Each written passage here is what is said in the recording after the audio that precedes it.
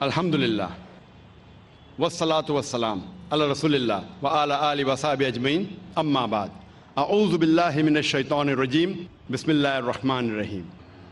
اتلو ما اوحی الیک من الکتاب واقم الصلاۃ ان الصلاۃ تنہی عن الفحشاء والمنکر رب اشرح لی صدری ویسر لی امری واحلل عقدۃ من لسانی یفقہوا قولی۔ میرے محترم بزرگوں، میرے عزیز بھائیوں اور بہنوں، اور پیس ٹی وی پہ لائیو دیکھنے والے کروڑوں ناظرین، السلام علیکم ورحمۃ اللہ وبرکاتہ۔ جیسے آپ جانتے ہیں کہ اکثر میں تقریر انگریزی میں کرتا ہوں، کچھ موقعوں پہ کوشش کرتا ہوں کہ کچھ بات اردو یا ہندی میں کہوں۔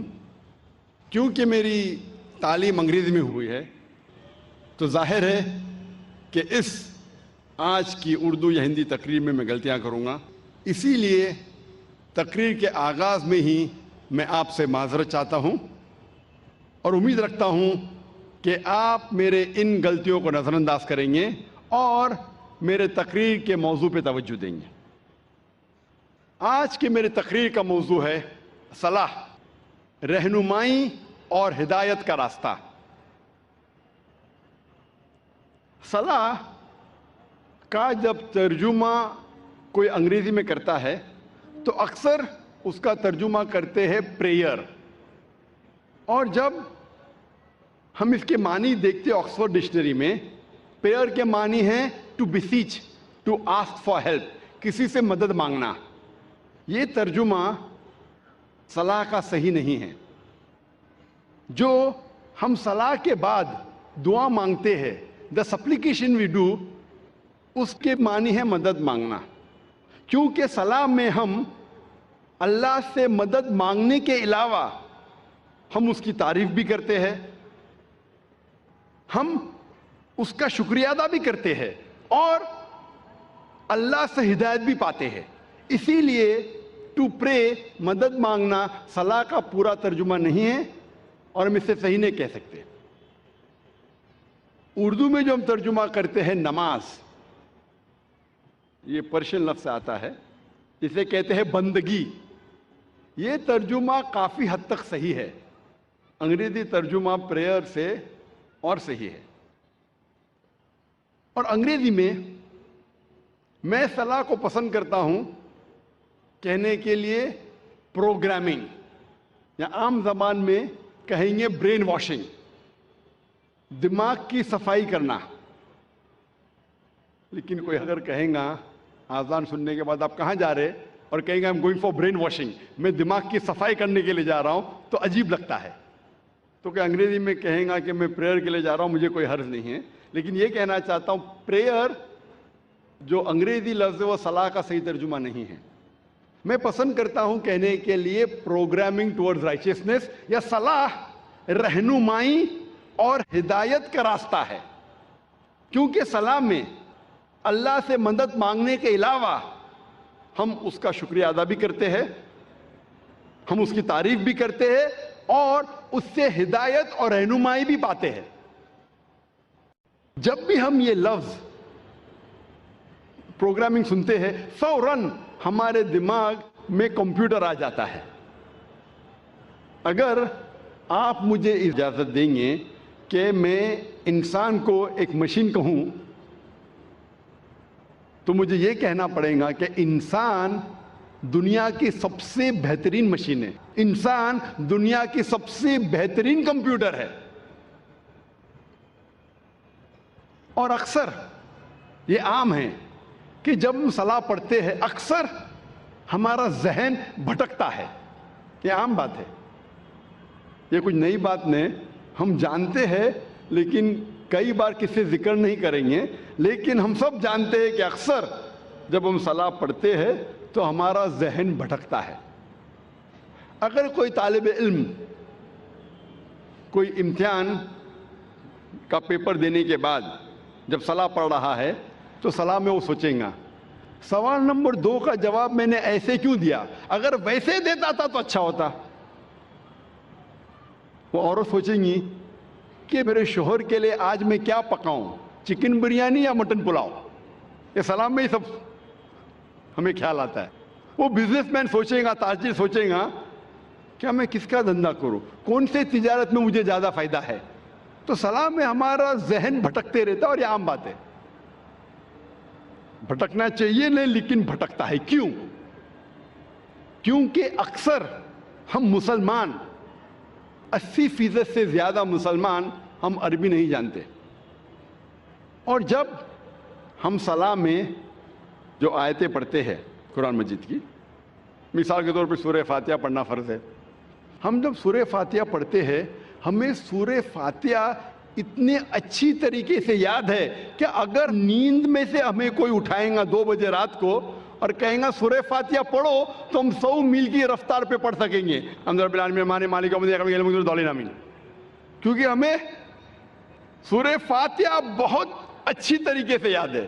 نیند میں بھی آپ بولیں گے تو ہم 100 میل کی رفتار پہ سورہ فاتحہ پڑھ سکیں گے. اور ہمارا ذہن جو اللہ سبحانہ تعالیٰ نے ہمیں دیا ہے, the brain Allah has given us, وہ اتنا پاورفل ہے کہ یہ سورہ فاتحہ ہمارے ذہن کا ایک دم چھوٹا سا حصہ استعمال ہوتا ہے, کیونکہ ہمیں پوری طریقے سے یاد ہے, منہ زبانی یاد ہے, اور ہم 100 میل کی رفتار پہ پڑھ سکتے. تو سورہ فاتحہ پڑھنے کے لیے ہمارا بہت چھوٹا سا ذہن, بہت چھوٹا, ایک دم کم ذہن استعمال ہوتا ہے. باقی ہمارا ذہن خالی ہے.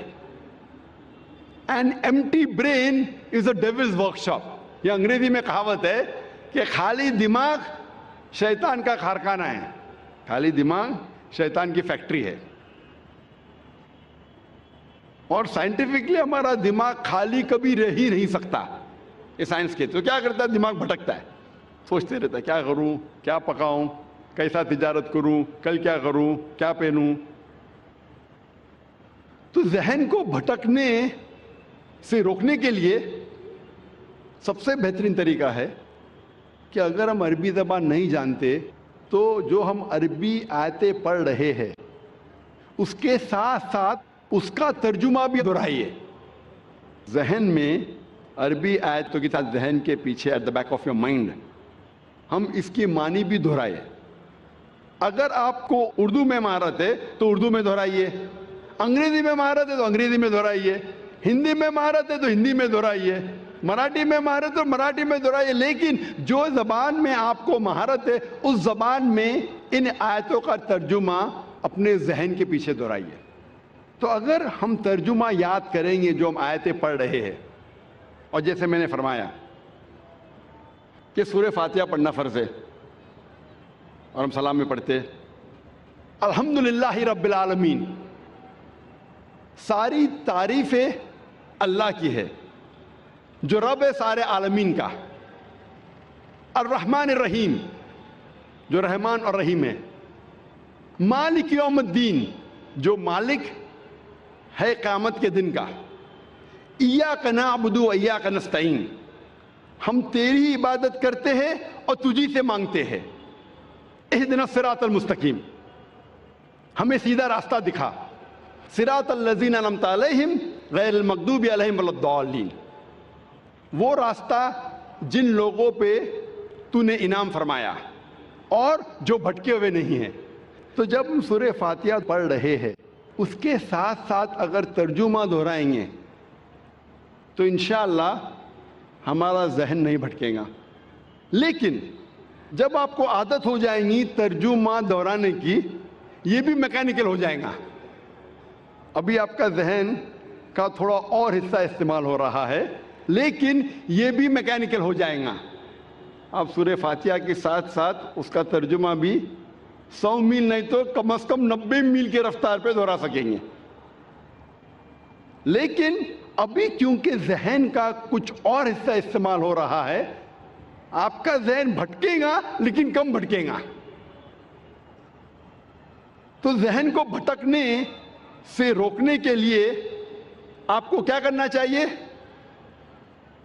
ترجمے کے ساتھ ساتھ اس ترجمے کے معنی پہ کانسنٹریٹ کرنا چاہیے, توجہ دینا چاہیے.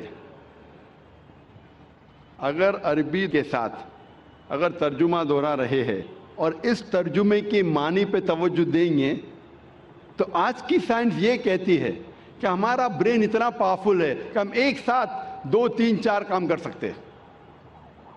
مثال کے طور پہ اگر کوئی گاڑی چلا رہا ہے، شروع میں جب گاڑی چلاتا ہے پوری توجہ دیتا ہے، آپ اس سے بات نہیں کر سکتے، لیکن جب اسے عادت ہو جاتی ہے 1 مہینے 2 مہینے بعد تو گاڑی چلاتے چلاتے آپ سے بات بھی کر سکتا ہے، آدھا دھیان گاڑی پہ آدھا دھیان بات پہ۔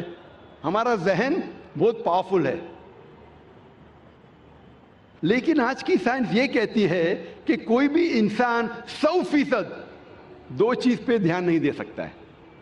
50% 2 چیز پہ دے سکتا ہے، 60% 40% دے سکتا ہے، 80% 20% دے سکتا ہے، 90% 10% دے سکتا ہے، لیکن 100% 2 چیز پہ دے ہی نہیں سکتا۔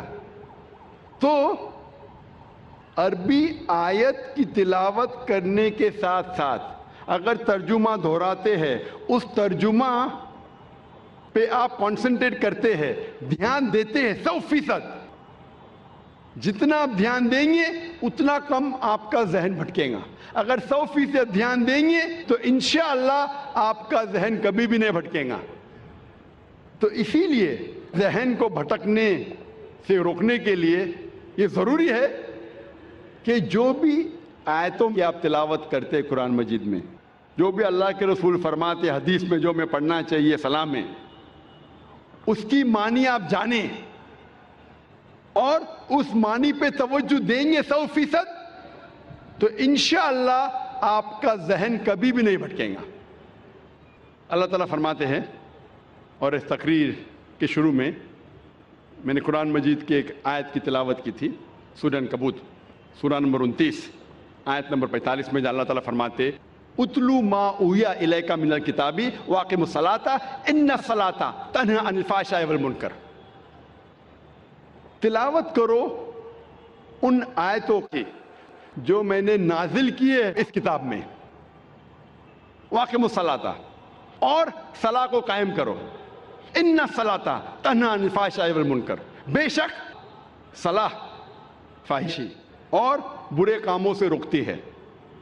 قرآن مجید میں اللہ تعالیٰ فرماتے ہیں کہ بے شک صلاح فحشی اور برے کاموں سے روکتی ہے، جسے میں کہتا ہوں ہدایت کا راستہ، پروگرامنگ ٹورڈز رائچیسنس۔ صلاح دا پروگرامنگ ٹورڈز رائچیسنس، صلاح رہنمائی اور ہدایت کا راستہ۔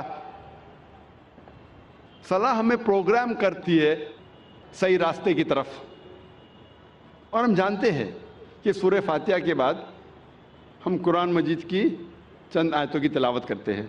مثال کے طور پہ سورہ فاتحہ کے بعد امام تلاوت کر رہا ہے سورہ مائدہ کی آیت، سورہ نمبر 5 آیت نمبر 90، جہاں اللہ تعالیٰ فرماتے یا ایھا الذین آمنو، اے ایمان والو، انما الخمر والمیسر، بے شک شراب اور جوا، والانصاب والازلام، بت پرستی اور پھانسے پھینکنا، رجس من عمل الشیطان، یہ شیطان کے ہتھ کنڈے ہیں، فاجتنبوہ لعلکم تفلحون، ان ہتھ کنڈوں سے دور رہو تاکہ تم فلاح پاؤ۔ یہاں صلاح میں ہمیں ہدایت مل رہی ہے کہ شراب مت پیو، جوا مت کھیلو، بت پرستی مت کرو، پھانسے مت پھینکو، یہ شیطان کے ہتھ کنڈے ہیں، ان سے دور رہو تاکہ آپ فلاح پاؤ۔ اللہ ہمیں ہدایت دے رہا ہے صلاح میں۔ ہو سکتا ہے کہ سورہ فاتحہ کے بعد امام صاحب سورہ مائدہ سورہ نمبر 5 آیت نمبر 3 کی تلاوت کرتے ہیں، جہاں اللہ تعالیٰ فرماتے حرمت علیکم المیتۃ والدم ولحم الخنزیر وما اہل لغیر اللہ بہ، حرام میں آپ کے لیے مرا ہوا گوشت، خون، خنزیر سور کا گوشت اور غیر اللہ کا کھانا، اللہ کے علاوہ کسی اور کا نام لیا ہوا کھانا، یہ آپ کے لیے حرام ہے۔ یہاں ہمیں ہدایت مل رہی ہے کہ مرا ہوا گوشت، خون، خنزیر، غیر اللہ کا کھانا آپ کے لیے حرام ہے۔ ہو سکتا ہے کہ سورہ فاتحہ کے بعد امام صاحب تلاوت کرتے ہیں سورہ بقرہ سورہ نمبر 2 آیت نمبر 188 کی آیت، جہاں اللہ تعالیٰ فرماتے کہ اپنے پیسے کا استعمال مت کرو جج کو رشوت دینے کے لیے. جو حاکم ہے، جو جج ہے، اس کو رشوت دینے کے لیے پیسے مت استعمال کرو تاکہ آپ دوسرے کا مال ہڑپ کر سکو. یہاں ہدایت مل رہی ہے کہ رشوت دینا حرام ہے. ہو سکتا ہے کہ امام صاحب سورہ فاتحہ کے بعد تلاوت کرتے ہیں سورہ اسراء کی آیت، سورہ نمبر 17 آیت نمبر 23 اور 24، جہاں اللہ تعالیٰ فرماتے ہیں کہ اللہ کی عبادت کے بعد آپ کو اپنے والدین کے ساتھ اچھا سلوک کرنا چاہیے، اور اگر ایک یا دونوں ضعیف ہو جائے تو ان کو اف تک مت کہو، اور ان کے ساتھ اچھا برتاؤ کرو اور دعا کرو اللہ سے کہ ان پر رحمت برسائے جس طریقے سے ان نے بچپن میں میری پرورش کی. یہاں ہدایت مل رہی ہے ہمیں اللہ سے کہ اللہ کے عبادت کے بعد ہمیں ہمارے والدین کی عزت کرنا چاہیے، اور اگر دونوں میں سے ایک یا دونوں ضعیف ہو جائے تو ان کو اف تک مت کہو، کیونکہ اللہ سبحانہ و تعالی ہمارا خالق ہے اور وہ جانتا ہے کہ انسان ضعیف ہونے کے بعد ایسے حرکت کرتا ہے جس سے ہو سکتا ہے کہ عام انسان چڑھ جائے. تو اللہ تعالیٰ کہتے ہیں کہ آپ کے والدین اگر ایک یا دونوں ضعیف ہو جائے اف تک مت کہو، اور ان کے ساتھ اچھا برتاؤ کرو اور اچھائی سے پیش آؤ اور دعا کرو اللہ سے کہ ان پر رحمت برسائے کیونکہ ان نے میری بچپن میں پرورش کی. اسی لیے میں کہتا ہوں کہ صلاح رہنمائی اور ہدایت کا راستہ ہے. ہمیں صلاح میں ہدایت ملتی ہے. It is programming towards رائچسنس. جیسے میں نے کہا تھا کہ جب بھی پروگرامنگ کا لفظ سنتے ہیں فوراً ہمارے ذہن میں آ جاتا ہے کمپیوٹر. لیکن کمپیوٹر کو ایک بار پروگرام آپ کر لیں یہ کافی ہے، اس کے بعد فکر کرنے کی ضرورت نہیں، کیونکہ کمپیوٹر کے پاس اپنی خود کی خواہش نہیں ہے. جو ہم پروگرام کرتے ہیں وہی جواب دیں گا. لیکن میں نے کہا تھا اگر آپ مجھے اجازت دیں گے کہ انسان کو کمپیوٹر کہوں یا مشین کہوں تو یہ دنیا کا سب سے بہترین کمپیوٹر ہے. اس کمپیوٹر کے پاس خود کی خواہش ہے، اسی لیے ایک بار پروگرامنگ کرنا کافی نہیں ہے، یہ اپنے آپ بھٹک سکتا ہے. کمپیوٹر کو ایک بار پروگرام کرو خلاص وہ ویسا ہی چلے گا جیسا آپ نے پروگرام کیا. لیکن انسان کے پاس خود کی خواہش ہے، فری ول. وہ آپ کی بات مان بھی سکتا ہے، آپ کے خلاف بھی جا سکتا ہے. اللہ کی بات بھی مان سکتا ہے، اللہ کے خلاف بھی جا سکتا ہے. تو ضروری ہے کہ ایک بار پروگرامنگ کافی نہیں ہے. اور اس کے علاوہ ہو سکتا ہے کبھی کبھی کمپیوٹر میں وائرس لگ جاتا ہے. اگر کمپیوٹر میں وائرس لگ گیا پھر ضروری ہے کہ ہمیں پھر سے پروگرامنگ کرنی پڑیں گی. کمپیوٹر میں وائرس گھس گیا تو ہمیں ہارڈ ڈسک کو فارمیٹ کرنے پڑتا ہے، پھر سے پروگرامنگ کرنے پڑیں گی ورنہ کمپیوٹر نہیں چلے گا. تو آج ہم دیکھتے ہیں آج کے معاشرے میں اتنی برائیاں ہیں. ہم جب معاشرے کے باہر نکلتے ہیں ہم دیکھ رہے ہیں کہ کتنے لوگ جھوٹ بول رہے ہیں، کتنے لوگ رشوت دے رہے ہیں، کتنے لوگ زنا کر رہے ہیں، ننگے ننگے کپڑے پہن رہے ہیں. یہ سب دیکھ کے ہمارے دماغ میں وائرس آ جاتا ہے. اسی لیے ہمارے ذہن کو پھر سے پروگرامنگ کرنے کی ضرورت ہے. جس طریقے سے ڈاکٹر کہتا ہے کہ اچھی صحت کے لیے کم از کم 3 بار آپ کو کھانا کھانا چاہیے، اسی طرح اچھی روح کے لیے ہمارا خالق اللہ سبحانہ تعالیٰ کہتا ہے کہ کم از کم آپ کو پروگرامنگ کرنا پڑے گا 5 بار دن میں. اگر اچھی روح چاہتے ہیں تو پروگرامنگ کم از کم 5 بار. ہم جب یہودی مذہبی کتاب پڑھتے ہیں، یہودی لوگوں کی مذہبی کتاب پڑھتے ہیں تو اس میں لکھا ہے بک آف ڈینیل میں، اولڈ ٹیسٹمنٹ میں، چیپٹر نمبر 6 ورس نمبر 10 میں کہ خدا کہتا ہے کہ ڈینیل نے 3 بار نماز پڑھی. تو یہودی مذہب میں 3 بار نماز پڑھنا چاہیے. عیسائی مذہب میں لکھا ہے کہ پرے انسیزنلی، جتنا پڑھ سکے اتنا پڑھیے. لیکن قرآن مجید میں اللہ سبحانہ و تعالی ہمیں حکم دیتے ہیں کہ روز کم از کم دن میں 5 بار آپ کو صلاح پڑھنی چاہیے، صلاح قائم کرنا چاہیے، نماز پڑھنی چاہیے. اللہ تعالیٰ فرماتے ہیں سورہ ہود میں، سورہ نمبر 11 آیت نمبر 114 میں کہ آپ صلاح قائم کرو دن کے دونوں آخری حصے میں اور جب رات قریب آ رہی ہے. اس کا مطلب ہے کہ دن کے دونوں آخری حصے میں، مطلب ایک آخری حصہ ہے فجر جب دن شروع ہوتا ہے، اور دوسرا حصہ ہے عصر جب دن ختم ہونے آتا ہے. اور کہا گیا ہے کہ جب رات نزدیک آ رہی، مطلب مغرب صلاح. تو اس آیت میں اللہ تعالیٰ ہدایت دے رہے کہ 3 بار نماز پڑھو، فجر، عصر، مغرب. اللہ تعالیٰ فرماتے سورہ اسراء میں سورہ نمبر 17 آیت نمبر 78 میں کہ نماز قائم کرو فجر کی، صبح کی، اور جب سورج اونچائی سے اترنے لگتا ہے اور رات کے حصے میں. یہاں اللہ تعالیٰ ہمیں کہہ رہے 3 بار نماز پڑھو. ایک ہے فجر، تو پھر سے دہرایا گیا ہے، تو سورہ ہود میں بھی کہا گیا تھا. اور سورج جب سب سے اونچے حصے پہ ہے، ایٹ دا پینیکل، جب اترنے لگتا ہے، یہ وقت ظہر کا، اور رات کے حصے میں یہ عشاء کا. تو یہ دونوں آیتوں سے ظاہر ہوتا ہے کہ ہمیں کم از کم نماز 5 بار پڑھنی چاہیے. اور کئی آیتوں میں اللہ تعالیٰ ذکر کرتے نماز پڑھنے کے بارے میں. مثال کے طور پہ سورہ طہ سورہ نمبر 20 آیت نمبر 130 میں، اور سورہ روم سورہ نمبر 30 آیت نمبر 17-18 میں. ہر مسلم کو کم از کم 5 بار صلاح قائم کرنی چاہیے. ایک ہے فجر، جب دن شروع ہوتا ہے، جب رات میں آپ کو سفیدی نظر آتی ہے، اس وقت سے لے کے سورج نکلنے کے پہلے تک. پھر ظہر کا وقت، سورج سب سے اونچائی پہ رہتا ہے جب اترنے لگتا ہے، اور ظہر اور عصر کے بیچ، یا جب آپ کی پرچھائی دگنی ہو جاتی. تیسری صلاح ہے عصر، ظہر کے وقت کے بعد سے شروع ہوتی ہے اور سورج ڈھلنے سے پہلے. چوتھی صلاح ہے مغرب کی، سورج ڈھلنے کے بعد سے شروع ہوتی ہے اور آسمان میں لالے ختم ہونے سے پہلے. اور آخری صلاح ہے عشاء کی، جو مغرب صلاح کے بعد سے لے کے نصف اللیل تک، رات کے آدھے حصے.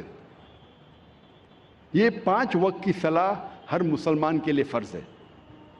اگر 5 وقت کی صلاح آپ پڑھیں گے اور 5 وقت آپ کا ذہن پروگرام ہو جائے گا، تو انشاءاللہ آپ برے کام سے دور رہیں گے، آپ کو ہدایت ملے گی، آپ کو رہنمائی ملے گی.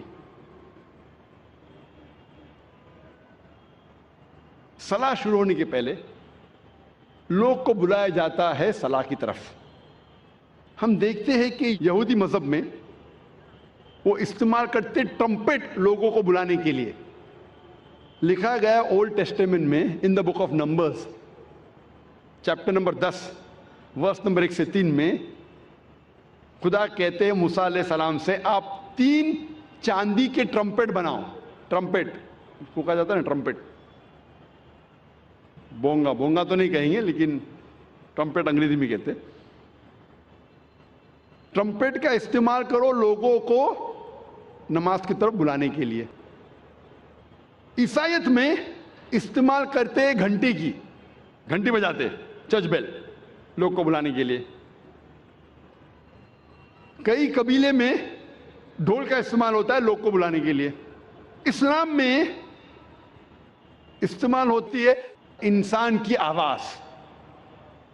اور انسان کی آواز یہ جتنے اعلیٰ ہے ان سے کہیں بہتر ہے اور سریلی ہے.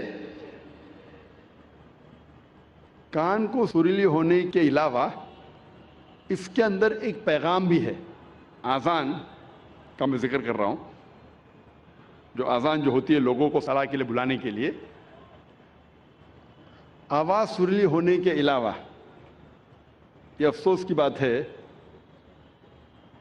کہ بمبئی شہر میں جو مسجدوں میں اذان ہوتی ہے، افسوس کی بات ہے اکثر یہ اذان سریلی نہیں ہوتی، کان کو تکلیف زیادہ دیتی ہے،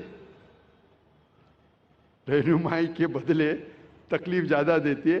آپ اگر حرمین کی اذان سنیں گے، مکہ کی یا مدینہ کی، ماشاءاللہ آپ کا دل خوش ہو جاتا ہے، وہ اذان آپ کو رب کی یاد دلاتی ہے۔ بمبئی شہر میں جو اذان ہم سنتے ہیں تکلیف زیادہ دیتی ہے، سب اذان نہیں، اکثر ہمیں کوشش کرنا چاہیے کہ ہمارے مؤذن کو اکٹھا کر کے ان کو تربیت دینا چاہیے، پریکٹس دینا چاہیے، کس طریقے سے اذان دینی چاہیے، کیونکہ اذان کے وجہ سے جب میں انٹرویو کرتا ہوں کئی نو مسلم کو، میں کئی نو مسلم کو جانتا ہوں جو صرف اذان کی وجہ سے اسلام قبول کیے۔ میں پوچھتا ہوں اکثر نو مسلم سے، آپ کو اسلام میں سب سے زیادہ پسندیدہ چیز کیا لگی؟ اکثر لوگ کہتے ہیں توحید اور کئی چیزیں۔ کچھ لوگوں نے مجھ سے کہا وہ اذان اتنی اچھی ہے کہ جب بھی اذان سنتا ہوں میں دل میرا باغ باغ ہو جاتا ہے، دل خوش ہو جاتا ہے۔ تو ہمیں کوشش کرنا چاہیے کہ ہمارے مؤذن جو ہے اس شہر میں ان کی تربیت کرے کہ کس طریقے سے صحیح اذان دینا چاہیے۔ اور جیسے میں کہہ رہا تھا کہ اذان سریلی ہونے کے علاوہ ایک پیغام دیتی ہے ہمیں۔ افسوس کی بات ہے کہ اکثر مسلمان اذان کی معنی جانتے ہی نہیں۔ تو مسلمان نہیں جانتے تو غیر مسلم کیسا جانے؟ اور میں ایک واقعہ آپ سے کہنا چاہتا ہوں، اور یہ حقیقت واقعہ ہے۔ تقریباً 10-15 سال پہلے جب میں کیرلا میں گیا تھا تقریر کرنے کے لیے، اور یہ حقیقت ہے، مجھے مہمان خصوصی بنا گیا تھا، اور میرے تقریر کے پہلے ایک غیر مسلم پولیٹیشین کو بلایا تھا، اور اپنے تقریر میں ہر پولیٹیشین جو غیر مسلم میں کوشش کرتا ہے کہ اگر مسلم گیدرنگ دیکھتا ہے تو وہ تعریف کرے گا اسلام کی۔ تو یہ غیر مسلم پولیٹیشین تعریف کرتے کرتے کہنے لگا کہ ہمارے اس دیش میں جو مسلمان مغل بادشاہ اکبر اتنے مہان کام کیے، اسی لیے مسلمان روز 5 بار اللہ اکبر کر کے اکبر بادشاہ کی تعریف کرتے۔ آپ سمجھ رہے ہیں یہ جوک ہے؟ جوک نہیں، حقیقت ہے، اور میں خود گواہ ہوں۔ میں اسٹیج پہ بیٹھا تھا، اچھا میرے تقریر کے پہلے اس نے کہا، تقریر میں نے اس کی غلط فہمی کو دور کیا کہ ہم مسلمان جب اللہ اکبر بولتے ہیں تو اکبر بادشاہ کی تعریف نہیں کرتے۔ اکبر بادشاہ تو موجود بھی نہیں تھا اس وقت، اللہ کے رسول کے ٹائم پہ اکبر بادشاہ کہاں تھے؟ جب اللہ اکبر کہتے ہیں اس کی یہ معنی ہے کہ اللہ سب سے بڑا ہے، اللہ از دا گریٹسٹ۔ اسی لیے ہر مسلمان کا فرض ہے کہ کم از کم وہ اذان کی معنی کو جانے، تاکہ خود کے دل پہ اثر ہو، اور ساتھ ساتھ جو لوگ کو اس کی معنی نہیں پتہ ہے، غیر مسلمانوں کو نہیں پتہ ہے، ان لوگوں کو اس کی معنی بتائے۔ اور اذان میں ہم 4 بار دہراتے اللہ اکبر اللہ اکبر اللہ اکبر اللہ اکبر، اللہ سب سے بڑا ہے، اللہ سب سے بڑا ہے، اللہ سب سے بڑا ہے، اللہ سب سے بڑا ہے۔ اشہد ان لا الہ الا اللہ، میں گواہی دیتا ہوں اللہ کے علاوہ کوئی معبود نہیں، میں گواہی دیتا ہوں کہ اللہ کے علاوہ کوئی معبود نہیں۔ اشہد ان محمد رسول اللہ، میں گواہی دیتا ہوں کہ محمد صلی اللہ علیہ وسلم اللہ سبحانہ تعالیٰ کے رسول ہے، میں گواہی دیتا ہوں کہ محمد صلی اللہ علیہ وسلم اللہ کے رسول ہے۔ حی علی الصلاح، حی علی الصلاح، آؤ صلاح کی طرف، آؤ صلاح کی طرف۔ حی علی الفلاح، حی علی الفلاح، آؤ فلاح کی طرف، آؤ فلاح کی طرف، آؤ کامیابی کی طرف، آؤ کامیابی کی طرف، آؤ اچھے کام کی طرف، اچھے کام کی طرف۔ اللہ اکبر اللہ اکبر، اللہ سب سے بڑا ہے، اللہ سب سے بڑا ہے۔ جب ہم اذان کی معنی کو جانیں گے، پھر ہمارے دل پہ اذان کا اثر اور گہرا پڑے گا۔ صرف عربی نہیں جاننے کے باوجود پڑھتا ہے الحمدللہ ثم الحمدللہ، لیکن اگر اس کی معنی جانے تو انشاءاللہ یہ اور گہرا اثر کرے گا آپ کے دل پر اور آپ کے دماغ پر۔ اللہ تعالیٰ فرماتے سورہ جمعہ میں، سورہ نمبر 62 آیت نمبر 9 میں، کہ جب آپ جمعہ کی اذان سنتے ہیں تو فوراً جمعہ کی نماز پڑھنے کی طرف جائیے، جماعت کی طرف جائیے۔ اذان صلاح جو جماعت میں ہوتی ہے اس کے پہلے دینا ضروری ہے۔ اور اللہ تعالیٰ فرماتے سورہ طٰہٰ میں، سورہ نمبر 20 آیت نمبر 11 اور 12 میں، جب موسیٰ علیہ السلام آگ کی طرف جاتے ہیں تو ایک آواز سنتے ہیں، اللہ تعالیٰ کہتے ہیں اے موسیٰ اپنے پیروں میں سے جوتیاں نکالو، کیونکہ تم پاک وادی میں ہے، وادی طویٰ میں۔ کیونکہ اللہ تعالیٰ حکم دیتے ہیں موسیٰ علیہ السلام کو، اس حکم کا ذکر ہے قرآن مجید میں سورہ طٰہٰ میں، سورہ نمبر 20 آیت نمبر 11 اور 12 میں۔ اسی لیے ہم مسلمان صلاح کے پہلے ہمارے جوتیاں نکالتے ہیں۔ اس کا ذکر آتا ہے یہودی اور عیسائی مذہبی کتابوں میں بھی۔ لکھا ہے بک آف ایگزوڈس میں چیپٹر نمبر 3 ورس نمبر 5 میں، خدا کہتے ہیں موسیٰ علیہ السلام سے draw not nigh hither, put off thy shoes from thy feet, for the place where thou standest is holy ground۔ نزدیک مت آؤ، ٹھہر جاؤ، اپنے پیروں سے جوتیاں نکالو، کیونکہ جس جگہ آپ کھڑے وہ پاک جگہ ہے، وادی طویٰ کی۔ اس کا ذکر دہرایا گیا ہے، یہ پیغام پھر سے دہرایا گیا ہے بک آف ایکٹس میں چیپٹر نمبر 7 ورس نمبر 33 میں، جہاں خدا کہتے ہیں موسیٰ علیہ السلام سے put off thy shoes from thy feet, for the place where thou standest is holy ground۔ آپ اپنے پیروں کی جوتیاں نکالو، کیونکہ جس جگہ آپ کھڑے وہ پاک جگہ ہے۔ لیکن اسلام میں محمد صلی اللہ علیہ وسلم نے ہمیں اور ایک اجازت دی ہے اور کہا ہے، جس کا ذکر ہے ابو داؤد کی حدیث میں، صحیح حدیث ہے، کتاب الصلاح چیپٹر نمبر 240 حدیث نمبر 652، جہاں ذکر آتا ہے کہ محمد صلی اللہ علیہ وسلم نے کہا کہ جو یہودی کرتے ہیں اس کا الٹا کرو، do the opposite of what the Jews do. یہودی جوتے کے بنا نماز پڑھتے ہیں، مطلب اللہ کے رسول فرما رہے کہ آپ جوتیوں کے ساتھ بھی نماز پڑھو، یہودی کا الٹا کرو، اپوزٹ آف واٹ دا جوز ڈڈ۔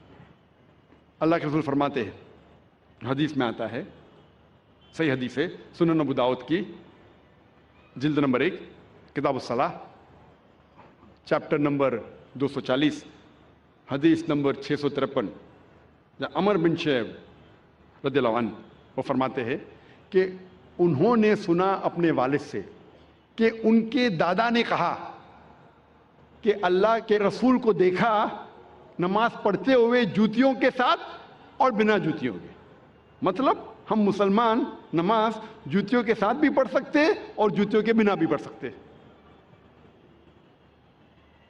ہم اکثر جوتیوں کے بنا پڑھتے ہیں کیونکہ ہم ہائیجینک ہیں، ہم صاف ستھرے ہیں، اور جب جوتیوں کے ساتھ پڑھتے ہیں ضروری ہے کہ ہم جوتیوں کے جو نیچے کا حصہ ہے، سول ہے، اسے صاف کریں۔ اللہ فرماتے ہیں سورہ مائدہ میں سورہ نمبر 5 آیت نمبر 6 میں کہ جب آپ اپنے آپ کو تیار کر رہے ہیں صلاح کے لیے، نماز کے لیے، تو آپ اپنا منہ دھو، ہاتھ کونی تک دھو، سر کا مسح کرو اور پیر ٹھکنوں تک دھو۔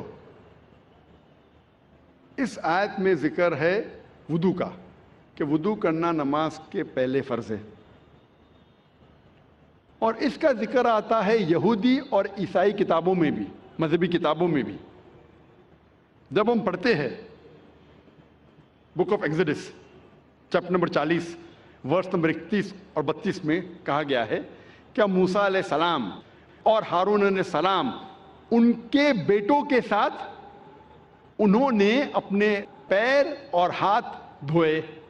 Moses and Aaron and the sons, they washed their hands and feet, and they entered the temple of congregation, and when they came close to the altar, they washed thereat۔ موسیٰ علیہ السلام اور ہارون علیہ السلام ان کے بیٹوں کے ساتھ ان نے اپنے ہاتھ اور پیر دھوئے، اور جب ٹیمپل اور کانگریگیشن میں داخل ہوئے، جب آلٹر کے نزدیک آئے تو ان نے اپنے آپ کو دھوئے۔ یہ پیغام پھر سے دہرایا گیا ہے बुक ऑफ एक्ट्स में चैप्टर नंबर 21 वर्स नंबर 26 में, जहां कहा गया है कि Paul along with the other men the next day washed and entered the temple of the congregation. Saint Paul दूसरे आदमियों के साथ धोया अपने आप को और वो टेंपल में दाखिल हुए। तो इससे जाहिर होता है कि यहूदी और ईसाई मजहब में भी वुदू करना फर्ज है नमाज के पहले। अल्लाह के रसूल फरमाते हैं, लिखा है सही बुखारी में जिल्द नंबर 1 किताब सलाह चैप्टर नंबर 56 हदीस नंबर 429 में अल्लाह के रसूल फरमाते हैं कि मेरे और मेरे मोमिन के लिए ये सारी ज़मीन, इस दुनिया की सारी ज़मीन एक मस्जिद है। मतलब हम मुसलमान इस दुनिया के कोई भी हिस्से में ये सारी ज़मीन पे हम नमाज पढ़ सकते हैं, हमारे लिए मस्जिद है। अल्लाह के रसूल फरमाते, जिसका जिक्र है सही बुखारी में जिल्द नंबर 1 किताब आदान चैप्टर नंबर 75 चैप्टर नंबर 75 हदीस नंबर 652, हज़रत अनस रज़ियल्लाहु अन्हु फरमाते हैं कि जब हम सहाबा नमाज पढ़ते थे तो हमारा कंधा हमारे सहाबा के कंधे से लगता था, हमारा पैर सहाबा के पैरों से लगता था। अल्लाह के रसूल फरमाते हैं, सही हदीस है सुनन अबू दाऊद की जिल्द नंबर 1 किताब सलाह चैप्टर नंबर 245 हदीस नंबर 666 666, अल्लाह के रसूल नमाज शुरू करने के पहले पलटते और कहते हैं कि अपनी कतार को सीधी करो, स्ट्रेटन योर रोज, और कोई जगह बीच में मत छोड़ो और जगह को करीब करो ताकि शैतान आपके बीच में ना आए। नमाज जब हम पढ़ते हैं, सलाह अदा करते हैं, फर्ज है कि जब जमात में खड़े हैं तो हमारा कंधा हमारे साथी के कंधे से लगना चाहिए, हमारा पैर हमारे साथी के पैर से लगना चाहिए। चाहे जो आदमी आपके करीब, चाहे 2 लोग खड़े हैं साथ में, चाहे राजा या फकीर, गरीब या अमीर, गोरा या काला, पीला या घेवा, अगर नमाज के लिए सलाह के लिए साथ खड़े हैं तो फर्ज है कि वो कंधे से कंधा मिला के नमाज पढ़े। ये इस्लामी भाईचारा है, फर्ज है। नमाज पढ़ने के जो अहम रुकन हैं वो कुरान में जिनका जिक्र आता है और बाकी का जिक्र आता है हदीस में। लेकिन कुरान के ज़रिए हमें पता लगता है कि कुरान मजिद में अल्लाह सुब्हानहू व तआला फरमाते हैं सूरह बकरा में सूरह नंबर 2 आयत नंबर 144 144, अल्लाह फरमाते हैं कि जब भी आप नमाज के लिए खड़े होते हैं, सलाह के लिए खड़े होते हैं, अपना रुख मस्जिद हराम की तरफ करो। Turn your face towards the sacred mask. जिधर भी आप है अपना रुख, अपना चेहरा मस्जिद हराम की तरफ करो। ये हमारे लिए किबला है, काबा हमारा किबला है। नमाज पढ़ते वक्त हमें रुख करना चाहिए मस्जिद हराम की तरफ, ये फ़र्ज़ है। अल्लाह ताला फरमाते हैं सूरह बकरा में सूरह नंबर 2 आयत नंबर 238 में 238, अल्लाह ताला फरमाते हैं कि जब भी आप सलाह के लिए खड़े रहो तो stand with a devout frame of mind. आप जब खड़े होते हैं, अरबी में लफ्ज़ आता क़ानितीन, कि अपने डिवाउट फ्रेम ऑफ माइंड के साथ आप नमाज पढ़ो। अल्लाह फरमाते हैं सूरह हिजर में सूरह नंबर 15 आयत नंबर 87 में, क्या अल्लाह है सेंट, अल्लाह ने नाजिल किया है 7 आयतें जो हमेशा दोहराई जाती है और कुरान अजीम। जब कुरान मजीद में इसका जिक्र आता है 7 आयतें जो हमेशा दोहराई जाती है, इसका मतलब है सूरह फातिहा। सूरह फातिहा में 7 आयतें हैं, तो कुरान में अल्लाह ताला जिक्र करते हैं सूरह फातिहा के बारे में। और अजीम कुरान, सूरह फातिहा के अलावा बाकी हिस्सा जो कुरान का है उसे कहा जाता है कुरान अजीम। तो सूरह फातिहा का जिक्र आता है कुरान मजीद में सूरह हिजर में सूरह नंबर 15 आयत नंबर 87 में। और अल्लाह ताला कुरान मजीद में कहते हैं کہ صلاح میں آپ کو رکوع کرنا ضروری ہے، اور رکوع لفظ قرآن مجید میں کم سے کم 13 بار آیا ہے، اور صلاح کا اہم رکن جو ہے وہ سجدہ ہے، اپنے ماتھے کو زمین پہ ٹیکنا کہتے ہیں سجدہ، اور سجدہ کا لفظ قرآن مجید میں 92 ٹائمز آیا ہے، قرآن مجید 92 ٹائمز۔ اور اللہ تعالیٰ فرماتے ہیں سورہ العمران میں سورہ نمبر 3 آیت نمبر 43 میں، یہاں مریم مقنت لربی کی وسجدی ورقی ما یا رقیم، کہ اے مریم آپ اللہ کی عبادت کرو اور سجدہ کرو اور رکوع کرو ان لوگوں کے ساتھ جو رکوع کر رہے ہیں۔ اور اللہ تعالیٰ فرماتے ہیں سورہ حج میں سورہ نمبر 22 آیت نمبر 77 میں کہ اے مومنو رکوع کرو اور سجدہ کرو اور اچھے کام کرو تاکہ آپ فلاح پاؤ۔ تو کئی بار قرآن مجید میں کہا گیا ہے رکوع کے بارے میں اور سجدے کے بارے میں، اور اس کے علاوہ قرآن مجید میں کئی بار کہا گیا ہے اطیعوا اللہ واطیعوا الرسول، اللہ کی اطاعت کرو اور اللہ کے رسول کی اطاعت کرو، کئی بار قرآن مجید میں آتا ہے۔ سورہ العمران سورہ نمبر 3 آیت نمبر 32، سورہ العمران سورہ نمبر 3 آیت نمبر 132، سورہ نساء سورہ نمبر 4 آیت نمبر 59، سورہ مائدہ سورہ نمبر 5 آیت نمبر 92، سورہ انفال سورہ نمبر 8 آیت نمبر 1، سورہ انفال سورہ نمبر 8 آیت نمبر 20، سورہ انفال سورہ نمبر 8 آیت نمبر 46، سورہ نور سورہ نمبر 24 آیت نمبر 56، سورہ نور سورہ نمبر 24 آیت نمبر 54، سورہ محمد سورہ نمبر 47 آیت نمبر 33، سورہ مجادلہ سورہ نمبر 58 آیت نمبر 13، سورہ تغابن سورہ نمبر 64 آیت نمبر 12۔ کم از کم قرآن مجید میں 12 جگہ کہا گیا ہے اطیعوا اللہ واطیعوا الرسول، اللہ کی اطاعت کرو اللہ کے رسول کی اطاعت کرو۔ اس کا مطلب اللہ کے علاوہ جو بھی اللہ کے رسول فرماتے ہیں حکم کرتے ہیں ہمارے لیے فرض ہے کہ اسے ہم مانیں۔ تو صلاح کی باقی رکن، باقی چھوٹی چیزیں کس طریقے سے پڑھی جاتی ہے وہ ذکر آتا ہے حدیث میں۔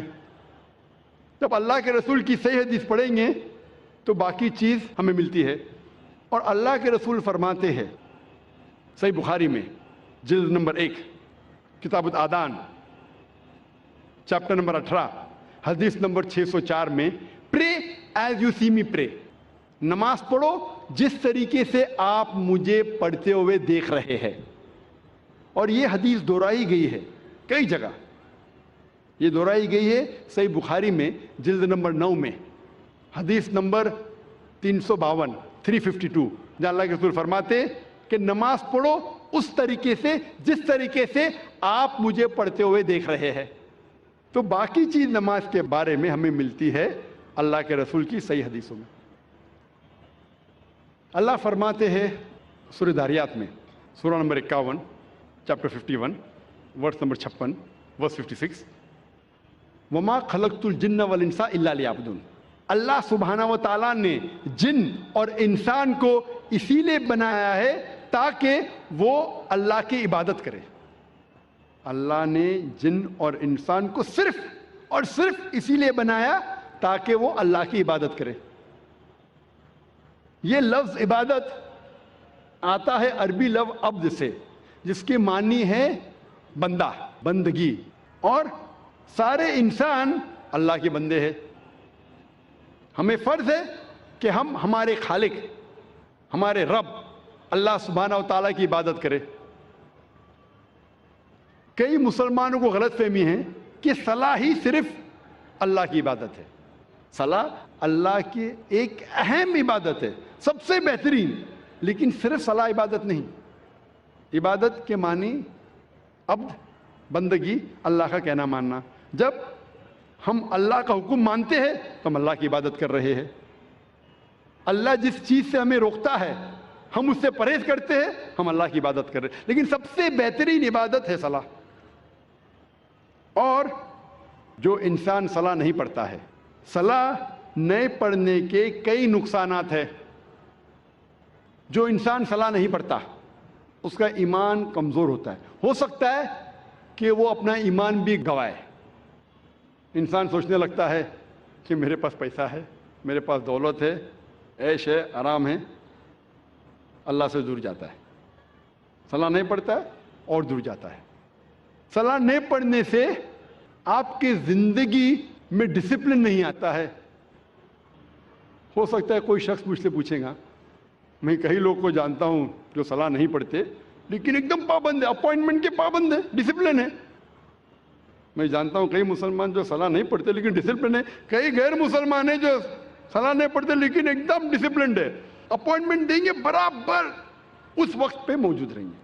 یہ ڈسپلن کا ذکر ہی نہیں کر رہا ہوں, میں اعلیٰ درجے کی ڈسپلن کی بات کر رہا ہوں. یہ تو نیچے درجے کا ڈسپلن ہے. اور آپ کبھی بھی دیکھیں گے اپوائنٹمنٹ کے بارے میں, اگر کوئی شخص اپنے ملازم کو اپوائنٹمنٹ دے رہا ہے تو اکثر وہ اگر اپوائنٹمنٹ کے پابندی بھی نہیں کریں گا اسے کوئی فرق پڑتا نہیں. میرا ملازم ہے, میں آدھا گھنٹہ لیٹ جاؤں, کیا فرق پڑتا ہے, کیونکہ وہ اس سے نیچا ہے. اپوائنٹمنٹ دے 10 بجے کہ آپ پہنچے 10:15 کو پہنچے, 10:30 کو پہنچے, 11 بجے نہیں بھی پہنچے, ملازم ہے, کوئی فرق پڑتا نہیں. اگر آپ اپنے بزنس پارٹنر کو اپوائنٹمنٹ دے رہے, آپ کوشش کریں گے ٹائم پہ رہیں گے, میں میرے بزنس پارٹنر کو تکلیف نہیں دینا, اپوائنٹمنٹ کے ٹائم پہ رہیں گے. جس کو آپ سمجھتے ہیں کہ وہ بہت مشہور اور عزت والا ہے, اگر آپ منسٹر کا اپوائنٹمنٹ لیں گے تو کیا کریں گے, 10 منٹ ٹائم کے پہلے پہنچیں گے, آدھا گھنٹہ پہلے پہنچیں گے. اگر وزیر اعظم کا اپوائنٹمنٹ لیں گے آپ ڈریں گے کہ اپوائنٹمنٹ چھوٹنے جائے گا تو آدھا گھنٹہ پہلے پہنچیں گے, 1 گھنٹہ پہلے پہنچیں گے. یہ انسان کی فطرت ہے. جو آپ کے نیچے ہے اس کی آپ قدر نہیں کرتے, جو برابر ہے قدر کرتے, جو اونچا ہے مشہور ہے زیادہ قدر کرتے. اس لحاظ سے اگر مان لو یہ چیز صحیح ہے, مان لو کہ یہ اپوائنٹمنٹ کا طریقہ صحیح ہے کہ اگر ٹکر کا ہے تو میں ٹائم پہ جاؤں, زیادہ اونچا ہے تو اور احتیاط لوگو. جب آپ کا اپوائنٹمنٹ آپ کے رب کے ساتھ ہے تو کتنی پابندی آپ کو کرنا چاہیے, اور رب کا مقابلہ مخلوق سے کر ہی نہیں سکتے. اگر وزیر کو ملنے کے لیے اتنی پابندی کر رہے تو اپنے رب کو ملنے کے لیے کتنی پابندی کرنا چاہیے آپ کو. رب کا مقابلہ وزیر سے ہو ہی نہیں سکتا ہے. وَلَمْ يَكُنْ لَهُ كُفُوًا أَحَدٌ, اس کے جیسا کوئی نہیں ہے. تو میں اس اپوائنٹمنٹ کی بات کر رہا ہوں, اونچے درجے کی. اگر صلاح سے دور رہیں گے تو آپ کی زندگی میں ڈسپلن آئیں گا ہی نہیں. جب وزیر آپ کا تھوڑا فیور کرتا ہے تو آپ ہل جاتے ہیں, اس کے لیے کچھ بھی کرنے کو تیار ہے. ہمارا خالق آپ کو زندگی دی ہے, ہمیں زندگی دی ہے, ہمیں اتنے نعمت دی ہے, ہم کتنا شکر ادا کرتے. اور جو سب سے بہترین نعمت ہے وہ تو ہم کبھی سوچتے بھی نہیں.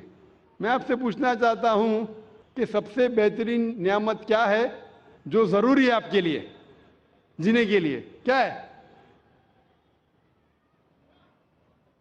کیا ہے؟ ہوا. شاید آپ نے تقریر سن چکی ہے پہلے. میں پوچھنا چاہتا ہوں کتنے لوگ ہمارے خالق کا شکریہ ادا کرتے کہ ہوا جو ہمیں چند منٹوں کے لیے نہیں ملیں گی تو مر جائیں گے. چند منٹوں کے لیے ہوا نہیں ملیں گی, ہم بولتے یا رب شکریہ, آپ نے ہمیں گھر دیا, آپ نے ہمیں گاڑی دی. کتنے لوگ شکریہ ادا کرتے پانی کے لیے, کتنے لوگ شکریہ ادا کرتے ہوا کے لیے. یہ جینے کے لیے ضروری ہے. جب میں نے میرے بچوں سے کمپٹیشن لگائی کہ سب سے زیادہ آپ کیا شکر ادا کریں گے اللہ کا, تو ایک سے بڑھ کر ایک جواب تھا. میری چھوٹی بیٹی رشدہ نے کہا سب سے بہترین میں شکریہ ادا کروں گی اللہ نے ہمیں ایمان دیا. ماشاءاللہ, یہ ہوا سے بھی بہتر ہے. ایمان جو اللہ نے ہمیں دیا ہے وہ ہوا سے بھی بہتر ہے. لیکن جینے کے لیے ضروری ہوا. تو وہ خالق جو میں اتنے نعمت برسا رہا ہے اس کا اپوائنٹمنٹ کا آپ کو کوئی فکر نہیں. جب آپ صلاح نہیں پڑھیں گے تو آپ کی زندگی کا جو امن ہے, جو سلامتی ہے, وہ چلے جائیں گا. انسان سمجھتے ہیں کہ پیسے کے ذریعے سلامتی آ سکتی ہے. جو غریب انسان سوچتا ہے وہ امیر انسان کتنا اس کی زندگی میں امن ہے, ارے کیا 4 بیڈروم کا فلیٹ ہے, کیا بڑی گاڑی ہے. اور اکثر وہ انوی کرتا ہے काश मेरे पास भी गाड़ी होती, काश मेरे पास भी बंगला होता है। और मैं एक चीज़ आपसे कहना चाहता हूँ कि अक्सर आप जाएंगे देहातों में जो लोग विलेज में रहते हैं, हरियाली में, वो जब देखते हैं गाड़ी को गुजरते हुए, अरे क्या गाड़ी है, काश मैं भी शहर में जाता और मेरे पास भी गाड़ी होती। हो सकता है वो आदमी शहर में आता है, वो जाते हुए छोटी गाड़ी को देखता है, शहर में देखता है बड़ी गाड़ी, तो उसकी ख्वाहिश बढ़ती है मेरे पास बड़ी गाड़ी होना चाहिए। फिर देखता है वो अपार्टमेंट, मेरे पास भी कम से कम 1 बेडरूम का अपार्टमेंट तो होना चाहिए, कितनी अच्छी बात होती, तो अल्लाह ताला 1 बेडरूम का अपार्टमेंट दे। फिर वो सोचता है कि क्यों ना मेरे पास 3 बेडरूम का अपार्टमेंट हो, ख्वाहिश बढ़ती है। फिर वो अमीर होके सोचता है कि अभी और पैसा आ गया, क्यों ना मैं बंगला लूं, वो बंगला लेता है। फिर सोचता है कि ये बंगला अभी क्या, मैं इतने साल यहाँ रह रहा हूँ शहर में, क्यों ना मेरा आउट हाउस हो, फार्म हाउस, 100 एकड़ का फार्म हाउस। किधर? मैं लोनावला में। किधर? पंचगनी में फार्म हाउस। तो वो 100 एकड़ का फार्म हाउस लेता है और जाता है। हम और आप फार्म हाउस में तो जा नहीं सकते ना, हमारा छोटा सा घर है इधर। फार्म हाउस, अमीर आदमी, करोड़पति है, फार्म हाउस में, और फिर जाता है हरियाली में बैठता है। किधर? वही जगह जो गरीब जहां से आया था। जो गरीब हरियाली में मुफ्त में रहता था, वो बाद में शहर में आता है, बाद में अपार्टमेंट में जाता है, फिर वो वापस अमीर आदमी जाता है किधर? फार्म हाउस के अंदर। वही देहाती में जो गरीब आदमी जिंदगी भर अमन के साथ है, वो अमीर आदमी करोड़ों रुपये खर्चा करता है वो अमन को हासिल करने के लिए। तो पैसे से आपको अमन मिल ही नहीं सकता। जो अमन आपको सलाह के साथ मिलता है, उसका जो टेस्ट है वो कुछ और ही है। सलाह पढ़ने के कई फायदे हैं। सबसे पहले, सलाह ना ही आपको रूहानी दवाई देता है, जिस्मानी भी अल्हम्दुलिल्लाह फायदे पहुंचाता है। ना ही रूहानी फायदे सलाह पढ़ने से, जिस्मानी फायदे भी है। सबसे पहले जैसे मैंने कहा कि आपका ईमान बढ़ता है। अल्लाह ताला फरमाते हैं कुरान मजीद में सूरह अनफाल में, सूरह नंबर 8 आयत नंबर 2 में, वो मोमिन हैं जो जब अल्लाह का नाम सुनते हैं उनका दिल कांपने लगता है, और जब अल्लाह के निशानियां सुनते हैं उनका ईमान बढ़ता है और अल्लाह में और ईमान रखते हैं। अल्लाह ताला फरमाते हैं सूरह फातिहा में, सूरह नंबर 1 आयत नंबर 5 से 7 में, इय्याका नअब्दु व इय्याका नस्तईन, हम तुझी से मांगते हैं और तेरी इबादत करते हैं। इहदिना सिरातल मुस्तकीम, हमें सीधा रास्ता दिखा। सिरातल लज़ीना अनअमता अलैहिम गैरिल मग़दूबि अलैहिम वलद्दालिन, वो रास्ता जिन लोगों पे तूने इनाम फरमाया और वो लोग जो भटके नहीं हैं। सलाह से हमारा ईमान बढ़ता है, सलाह से जिंदगी में डिसिप्लिन पैदा होता है। जो हम जिक्र कर रहे थे डिसिप्लिन के बारे में, सलाह पाबंदी से हमें वक्त पे अदा करना चाहिए। और सबसे बेहतरीन मिसाल जो मैं देखा हूं मेरी जिंदगी में, वो है सऊदी अरेबिया। सऊदी अरेबिया में आजान पूरे शहर में एक वक्त होती है, 1-2-3 मिनट का इधर उधर, लेकिन एक साथ होती है। जब आजान होती है सारे लोग अपना काम धंधा बंद करके फौरन नमाज पढ़ते हैं। कोई भी हो, चाहे बॉस सामने बैठा है, आजान हो गई, सल्ली, नमाज पढ़ो। दुकान बंद कर देते, रेस्टोरेंट बंद हो जाती है, क्या नजारा है, दिल खुश हो जाता है। फौरन अल्लाह का बुलावा आया, अल्लाह से अपॉइंटमेंट है, फौरन नमाज पढ़ो। और मैं खुद का तजुर्बा आपके सामने बयान करूंगा। कई बार अल्लाह के फजल से मैं सऊदी अरेबिया में मलिक अब्दुल्ला का गेस्ट रह चुका हूँ, मेहमान रह चुका हूँ। एक बार जब मैं फंक्शन में गया था, तो फंक्शन में उस वक्त था कि हमारा जो प्रोग्राम था, चंद लोग थे, हमारा प्रोग्राम था मलिक अब्दुल्ला के साथ हम असर नमाज पढ़े और हम वक्त पे पहुंच गए। कुछ मसरूफियात होने की वजह से मलिक अब्दुल्ला थोड़ी देर लेट आते हैं, लेकिन आजान सुने اللہ کا اپوائنٹمنٹ تھا، فوراً سب لوگ، وہ سیکورٹی گارڈ سب لوگ فوراً نماز پڑھے. ہم نے ملک عبداللہ کا انتظار نہیں کیا. اور ملک عبداللہ بھی کچھ کام میں ہو سکتا ہے مصروف ہو گئے، ان نے بھی نہیں کہا کہ میں میرے مہمانوں کے ساتھ پڑھوں گا. وقت ہو گیا، ان نے بھی نماز پڑھ لی. آپ سوچ سکتے آج کے دور میں اکثر مسلمان اگر کوئی اپوائنٹمنٹ ہے وزیر کے ساتھ، اب مغرب کا وقت ہے، ارے اپوائنٹمنٹ اور وزیر لیٹ آئیں گے، مغرب ہے آدھا گھنٹہ ہو گیا 1 گھنٹہ ہو گیا، مغرب نماز بعد میں پڑھ لیں گے، وزیر آ گیا تو میرا کام نہیں ہوئے گا، وزیر آئیں گا تو میرا کام نہیں ہوئے گا. تو اکثر کیا کریں گے، چلیں گے ہر روز تو نماز پڑھتے ہیں، مغرب نماز قضا کر لیں گے. اکثر سعودی عربیہ میں ماشاءاللہ فقیر یا بادشاہ، امیر یا غریب، صلاح کا وقت ہوتا ہے فوراً نماز پڑھو. یہ الحمدللہ زندگی میں ڈسپلن پیدا کرتا ہے. اور ہم اکثر انسان ہمارے چھوٹے دماغ کے ذریعے سوچتے ہیں، ہم سوچتے ہیں کہ اگر یہ اپوائنٹمنٹ بہت مشکل سے ملا ہے، یہ میرا منتری، یہ وزیر، یہ منسٹر میرا کام کرنے والا ہے، تو اپوائنٹمنٹ چکنا نہیں چاہیے، بڑے لیٹ ہو جائے. سب سے بڑا مالک، سب سے بڑا وزیر کون ہے؟ ہمارا خالق اللہ سبحانہ و تعالیٰ. اللہ تعالیٰ فرماتے سورہ غافر میں سورہ نمبر 40 آیت نمبر 60 میں، تم مجھ سے مانگو میں تمہاری خواہش پورے کروں گا. خلاص. لیکن ہمیں اللہ پہ تھوڑی یقین ہے، ہمیں یقین ہے وہ ہمارے مینیجر پہ، ہمارے باس سے، ہمارے وزیر سے. اللہ پہ یقین کدھر ہے؟ جس دن اللہ پہ یقین آئے گا، اللہ تعالیٰ فرماتے سورہ عمران میں سورہ نمبر 3 آیت نمبر 160 میں، اگر اللہ آپ کی مدد کرے گا تو کوئی بھی آپ پہ غالب نہیں ہو پائے گا. اللہ اگر آپ کی مدد کرے گا تو کوئی بھی آپ پہ غالب نہیں ہو پائے گا.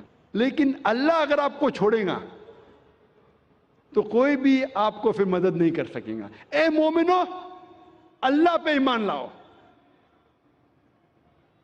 صلاح سے زندگی میں ڈسپلن پیدا ہوتا ہے. صلاح ہمارے معاشرے کی حالت میں تبدیلی پیدا کرتی ہے، معاشرے کو سدھارتا ہے، بھائی چارہ بڑھاتا ہے. اللہ تعالیٰ فرماتے سورہ حجرات میں سورہ نمبر 49 چیپٹر 49 آیت نمبر 13 میں، یا ایھا الناس انا خلقناکم من ذکر وانثی وجعلناکم شعوبا وقبائل لتعارفوا ان اکرمکم عند اللہ اتقاکم ان اللہ علیم خبیر.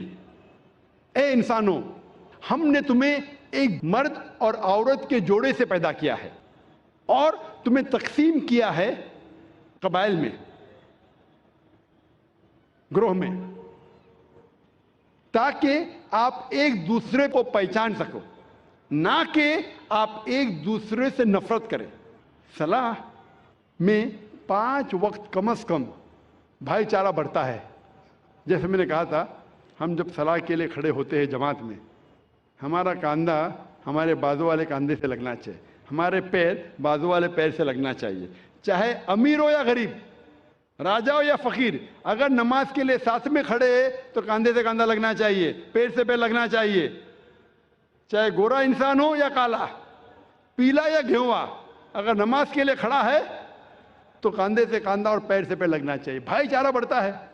اللہ تعالیٰ فرماتے ہیں قرآن مجید میں سورہ ھمزہ میں سورہ نمبر 104 آیت نمبر 1 میں، وَيْلٌ لِّكُلِّ ہُمَزَةٍ لُمَزَةٍ، لعنت ہے ہر قسم کے غیبت کرنے والوں پر. اللہ تعالیٰ فرماتا ہے سورہ حجرات میں سورہ نمبر 49 آیت نمبر 11 اور 12 میں کہ آپ میں سے آدمیوں کا ایک گروہ دوسرے پہ ہنسنا نہیں چاہیے. ہو سکتا ہے کہ وہ لوگ آپ سے بہتر ہے. آپ لوگوں میں سے ایک خواتین کا گروہ، عورتوں کا گروہ دوسرے پہ ہنسنا نہیں چاہیے. ہو سکتا ہے کہ وہ آپ سے بہتر ہے. آپ ایک دوسرے کو غلط نام سے مت بلاؤ، برے نام سے مت بلاؤ، ایک دوسرے پہ شک مت کرو. کئی بار شک گناہ ہے. ایک دوسرے کے بارے میں پیٹھ پیچھے غیبت مت کرو. کیا آپ اپنے بھائی کا مرا ہوا گوشت کھانے کے لیے تیار ہے؟ اس آیت میں اللہ تعالیٰ کہتے ہیں کہ اگر آپ غیبت کریں گے تو اپنے مرے ہوئے بھائی کا گوشت کھانے کے برابر ہے. جیسے میں نے پہلے کہا تھا مرا ہوا گوشت کھانا حرام ہے، یہاں مرے ہوئے بھائی کا گوشت کا ذکر ہے جو کینیبل ہے. کینیبلز مطلب جو انسان دوسرے انسان کو کھاتے ہیں، اسے کہتے ہیں انگریزی میں کینیبل. کینیبل بھی دوسرے انسان کو کھاتا ہے لیکن اپنے بھائی کو نہیں کھاتا. اللہ تعالیٰ فرماتے ہیں اگر آپ غیبت کریں گے تو اپنے مرے ہوئے بھائی کا گوشت کھانے کے برابر ہے، ڈبل گناہ. آپ بالکل اسے پسند نہیں کریں گے. صلاح میں معاشرہ سدھرتا ہے اور حقانیت بڑھتی ہے. اللہ تعالیٰ فرماتے ہیں سورہ عنکبوت میں سورہ نمبر 29 آیت نمبر 45 میں اتلو ما اوحی الیک من الکتاب واقم الصلاۃ ان الصلاۃ تنہی عن الفحشاء والمنکر. وہ آیت کی تلاوت کرو جو اللہ نے نازل کیا اس کتاب میں اور صلاح قائم کرو. بے شک صلاح فاحشی اور برے کام سے روکتی ہے. اللہ تعالیٰ فرماتے ہیں سورہ اسراء میں سورہ نمبر 17 آیت نمبر 81 میں وَقُلْ جَاءَ الْحَقُّ وَزَهَقَ الْبَاطِلُ إِنَّ الْبَاطِلَ كَانَ زَهُوقًا. کہو کہ حق آ چکا ہے اور باطل ختم ہو جائے گا. باطل ختم ہونے کے لیے پیدا ہوا تھا. حق کی بات کرو، حق سے مت ڈرو. اللہ تعالیٰ فرماتے ہیں سورہ بقرہ میں سورہ نمبر 2 آیت نمبر 42 اور 43 میں کہ آپ حق کو جھوٹ سے مت بدلو اور جب آپ حق کو جانتے ہیں تو حق کو مت چھپاؤ. نماز قائم کرو اور زکوٰۃ دو. اللہ تعالیٰ فرماتے ہیں سورہ بقرہ میں سورہ نمبر 2 آیت نمبر 188 میں کہ آپ رشوت مت دو جج کو، حاکم کو، تاکہ دوسرے کی دولت ہڑپ کر سکو. صلاح کے ذریعے معاشرہ سدھرتا ہے، حقانیت بڑھتی ہے اور جو سلامتی ہے، امن، وہ بھی بڑھتا ہے. اللہ تعالیٰ فرماتے ہیں قرآن مجید میں سورہ رعد میں سورہ نمبر 13 آیت نمبر 28 میں کہ مومن وہ ہے جب اللہ کا ذکر کرتا ہے تو اس کا ایمان بڑھتا ہے. اللہ کا ذکر کرنے سے مومن کا ایمان بڑھتا ہے، سلامتی بڑھتی ہے. اور اللہ تعالیٰ فرماتے ہیں سورہ بقرہ میں سورہ نمبر 2 آیت نمبر 153 جو آج پروگرام شروع ہونے کے پہلے جو قاری نے اس آیت کی تلاوت کی تھی. اور اللہ تعالیٰ فرماتے وَاسْتَعِینُوا بِالصَّبْرِ وَالصَّلَاةِ إِنَّ اللَّهَ مَعَ الصَّابِرِينَ کہ اللہ کی مدد مانگو صلاح اور صبر کے ساتھ، بے شک اللہ صبر کرنے والوں کے ساتھ ہے. صلاح پڑھنے کے کئی فائدے ہیں. وقت کی قلت ہونے کی وجہ سے صرف میں چند اور فائدے آپ کے سامنے بیان کروں گا کہ روحانی فائدے کے علاوہ جسمانی فائدے بھی ہیں. بہت سے میڈیکل بینیفٹس ہیں، میڈیکل فائدے بھی ہیں. آج کی سائنس کہتی ہے کہ جب صلاح کے دوران ہم رکوع میں جاتے ہیں، جب جھکتے ہیں رکوع میں، تو ہمارے جسم کے اوپری حصے میں خون زیادہ جاتا ہے. اس سے ریلیکسیشن ہے، بدن کو آرام ملتا ہے. اسپائن سپل ہوتی ہے اور جو نروز ہے اسپائن کے، وہ نروز میں نرشمنٹ ہوتا ہے خون زیادہ جانے کی وجہ سے. یہ جو رکوع کی پوزیشن ہے آج سائنس کہتی ہے یہ فلیٹولنس کے لیے بھی اچھا ہے. جب رکوع سے آپ پھر سے اوپر آتے ہیں الرفوع پوزیشن میں، تو خون جو جسم کے اوپری حصے میں جا چکا ہے واپس سے اپنی جگہ آ جاتا ہے اور بدن میں ریلیکسیشن ہوتا ہے، آرام ملتا ہے. سلام میں جب آپ سجدہ پوزیشن میں جاتے ہیں، سجدہ اپنا فورہیڈ، ماتھا زمین پہ ٹیکنا، سجدہ جیسے میں نے کہا تھا صلاح کا ایک اہم رکن ہے. سجدے میں آج سائنس کہتی ہے کہ اس ایٹماسفیئر میں کئی الیکٹروسٹیٹک چارجز ہیں جو ہمارے سینٹرل نروس سسٹم پہ حاوی ہو جاتا ہے، جس کی وجہ سے ہمیں اسپیزم ہوتا ہے، ہمیں بیک ایک ہوتی ہے، کمر میں درد، مسل میں درد. اور اس کو گراؤنڈ کرنا بہت ضروری ہے. جس طریقے سے 3 پن پلگ ہوتا ہے وہ 3rd پن ہوتا ہے ارتھنگ کے لیے، اسی طریقے سے سجدہ پوزیشن میں there is dominance on the frontal lobe. ज़हन का हिस्सा जो सोचने में इस्तेमाल होता है वो frontal lobe. There is dominance of frontal lobe and this precipitation. ये बहुत फायदेमंद है जितने इलेक्ट्रोस्टैटिक चार्जेस को डिस्चार्ज करने के लिए. सजदे की पोजीशन में, सजदे की हालत में भेजे में और खून जाता है, जो भेजे के हेल्थ के लिए बहुत बेहतरीन है. It's healthy for the brain. भेजे के सेहत के लिए अच्छी है. जब सजदे की पोजीशन में फेस में, चेहरे के चमड़ी में खून का फ्लो ज़्यादा बढ़ जाता है, जिससे चमड़ी की बीमारी, मिसाल के तौर पे फाइब्रोसाइटिस, मिसाल के तौर पे चिल बेंड्स होने के इम्कानात कम हैं. और एक खुसूसन ठंडी के वक्त ये चेहरे के लिए बहुत अच्छा है. सजदे के पोजीशन में there is less chances of having sinusitis. Sinusitis बीमारी के बारे में आपने सुना होगा, हेडेक होता है. साइनसाइटिस सजदे के पोजीशन में जो मैक्सिलरी साइनस है, मैं माफ़ी चाहता हूँ ये मेडिकल टर्मिनोलॉजी का तर्जुमा करूँगा तो पूरी रात निकल जाएंगी, तो माजरत चाहता हूँ, और करूँगा तो भी आपको समझेगा नहीं. ये मैक्सिलरी साइनस जो है उसका ऑस्टियम, ऑस्टियम जो ओपनिंग होती है, उर्दू में कह सकता हूँ कि छेद, वो मीडियल साइड और एंटीरियर साइड में, it is like inverting a pot. तो सजदे की हालत में there is drainage of the maxillary sinus. सलाह के डिफरेंट पोजीशन में, कयाम, रुकू, सजदा, इसके अंदर frontal sinusitis, ethmoidal sinusitis, स्पिनॉइडल sinusitis होने के चांसेस कम है. सजदे की हालत में there drainage of the bronchial tree, जो फेफड़े में जो सेक्रीशन है वो सेक्रीशन के ड्रेनेज होता है. There is less chances of having bronchitis. फेफड़े की बीमारी होने के कम इम्कानात है.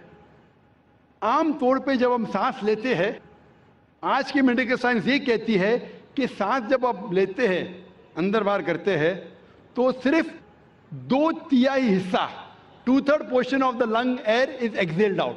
सिर्फ 2/3 हिस्सा हवा का फेफड़े का बाहर जाता है और नई हवा आती है. 1/3 हिस्सा पुराना ही रहता है. उसे साइंस में हम कहते हैं रेसिडुअल एयर, यानी फेफड़े की 1/3 हिस्सा जो है हवा का वैसा ही रहता है, सिर्फ 2/3 हिस्सा बाहर जाता है और नया आता है. सजदे के हालत में जब आप सांस लेते हैं, द एब्डोमिनल विसरा, जो पेट के आला है, वो लगते हैं डायफ्राम की तरफ, डायफ्राम को ढका देते हैं. डायफ्राम ढका देता है lower lobes of the lungs. इससे जो रेसिडुअल एयर है, 1/3 हिस्सा वो बाहर निकल जाता है. तो हमारे फेफड़े में सारी की सारी जो हवा आ रही है वो नहीं आती है. इससे फेफड़े की बीमारी के कम इम्कानात है, because of fresh air coming in.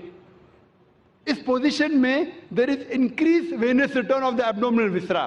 जो पेट के जितने आला है उसमें एब्डोमिनल वेनस रिटर्न इंक्रीज होता है. आज की साइंस ये कहती है कि सजदे के पोजीशन में it is very good for those people suffering from femoral hernia and esophageal hernia. जिसको esophageal hernia है, hernia का लफ्ज़ सुना है आपने, esophageal hernia या femoral hernia, ये सलाह की पोजीशन उस मरीज के लिए बेहतर है. आज की साइंस ये कहती है कि जो शख्स हेमोराइड के बीमारी है, जिस शख्स को पाइल्स है, सलाह की पोजीशन उसके लिए बहुत अच्छी है, सजदा की पोजीशन.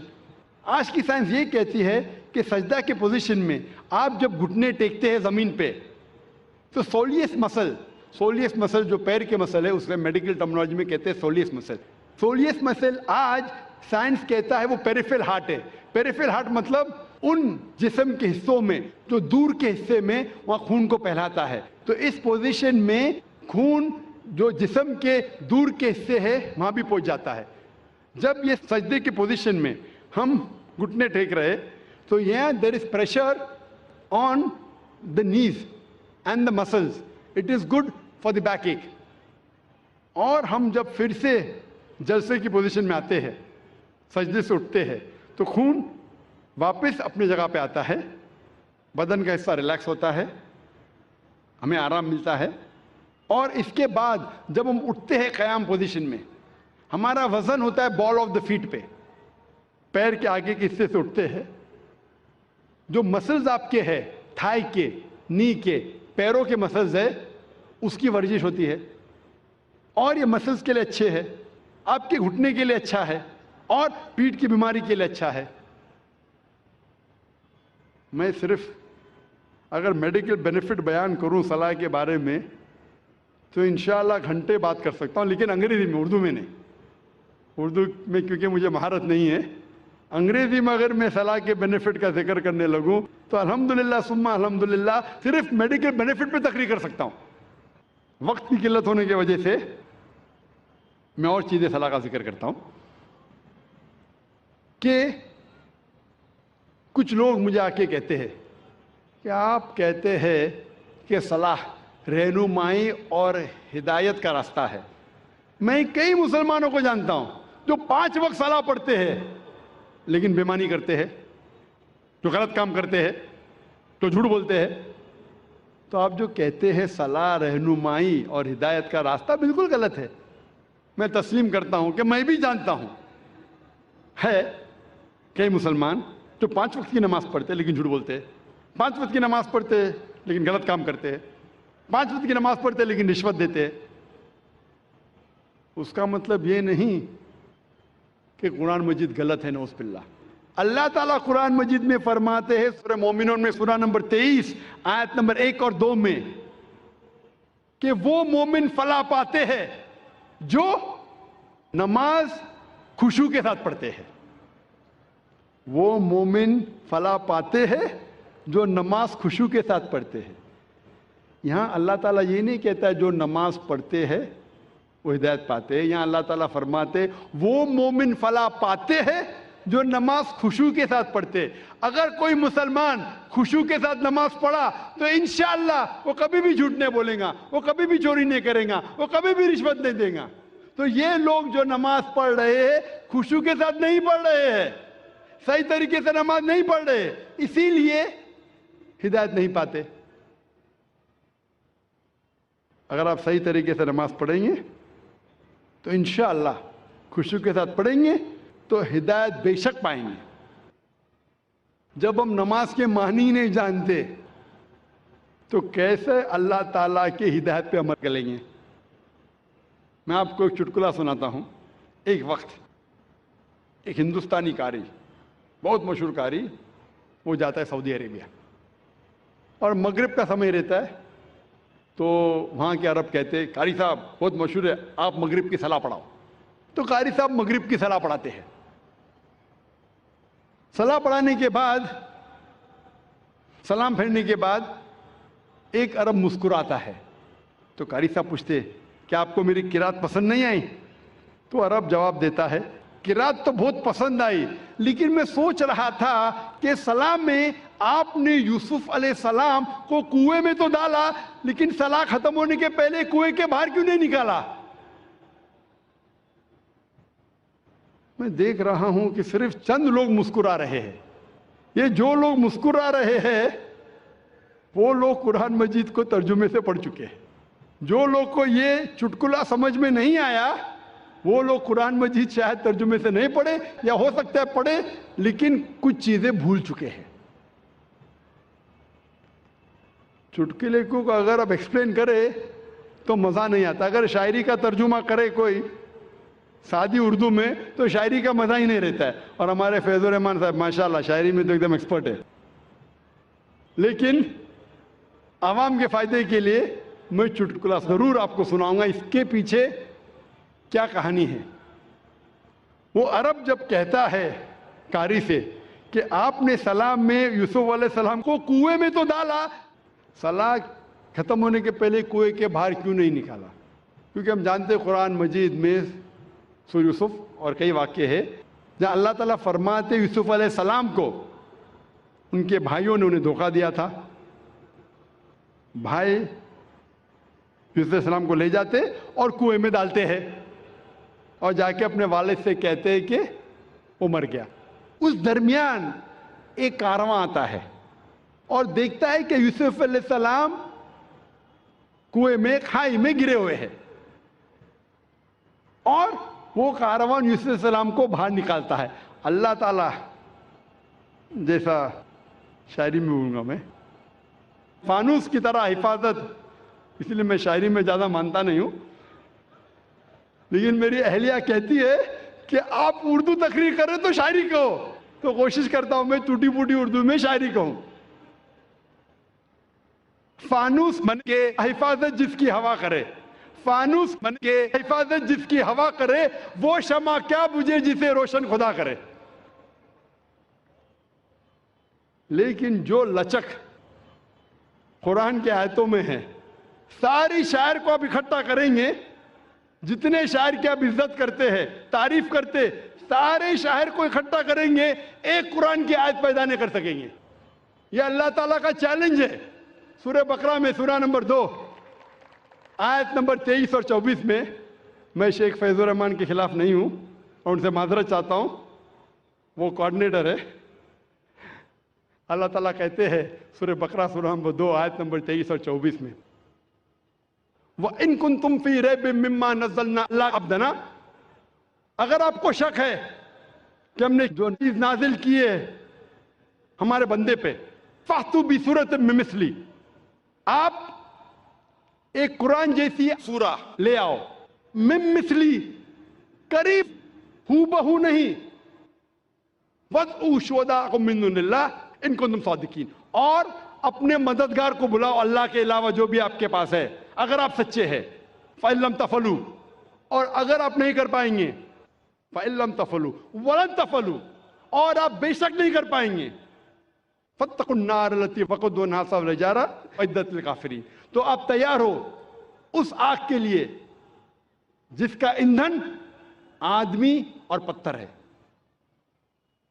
تو جو عربی زبان میں ماہر تو نہیں، جانتا تو نہیں ہوں، لیکن عربی زبان جو قرآن میں جو ہے، سارے شاعر کو آپ اکٹھا کریں گے، قرآن کی ایک آیت کے قریب نہیں آ سکیں گے، ہو بہو تو چھوڑیے۔ لیکن پھر بھی کیونکہ میں اردو زبان میں تقریر کر رہا ہوں تو کوشش کرتا ہوں ٹوٹی پھوٹی زبان میں، اور ماشاءاللہ میری اہلیہ میری مدد کرتی ہے۔ پہلے وہ پیپر لیتی تھی، 51 52 60 غلطیاں، 61 62 100 سینچری ہو گئی۔ ابھی ماشاءاللہ تعداد کم ہوتے جا رہی ہے غلطیوں کی۔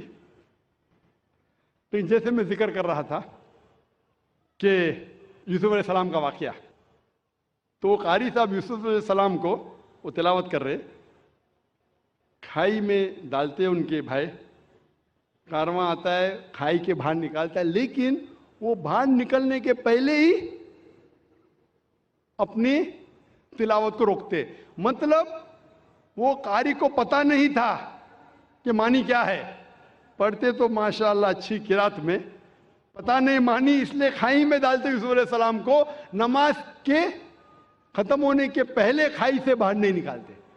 یہ ایک چٹکلا تھا۔ جب ہم نماز پڑھنے جاتے ہیں مسجد میں تو امام تلاوت کرتا ہے سورہ اخلاص، قل هو اللہ احد،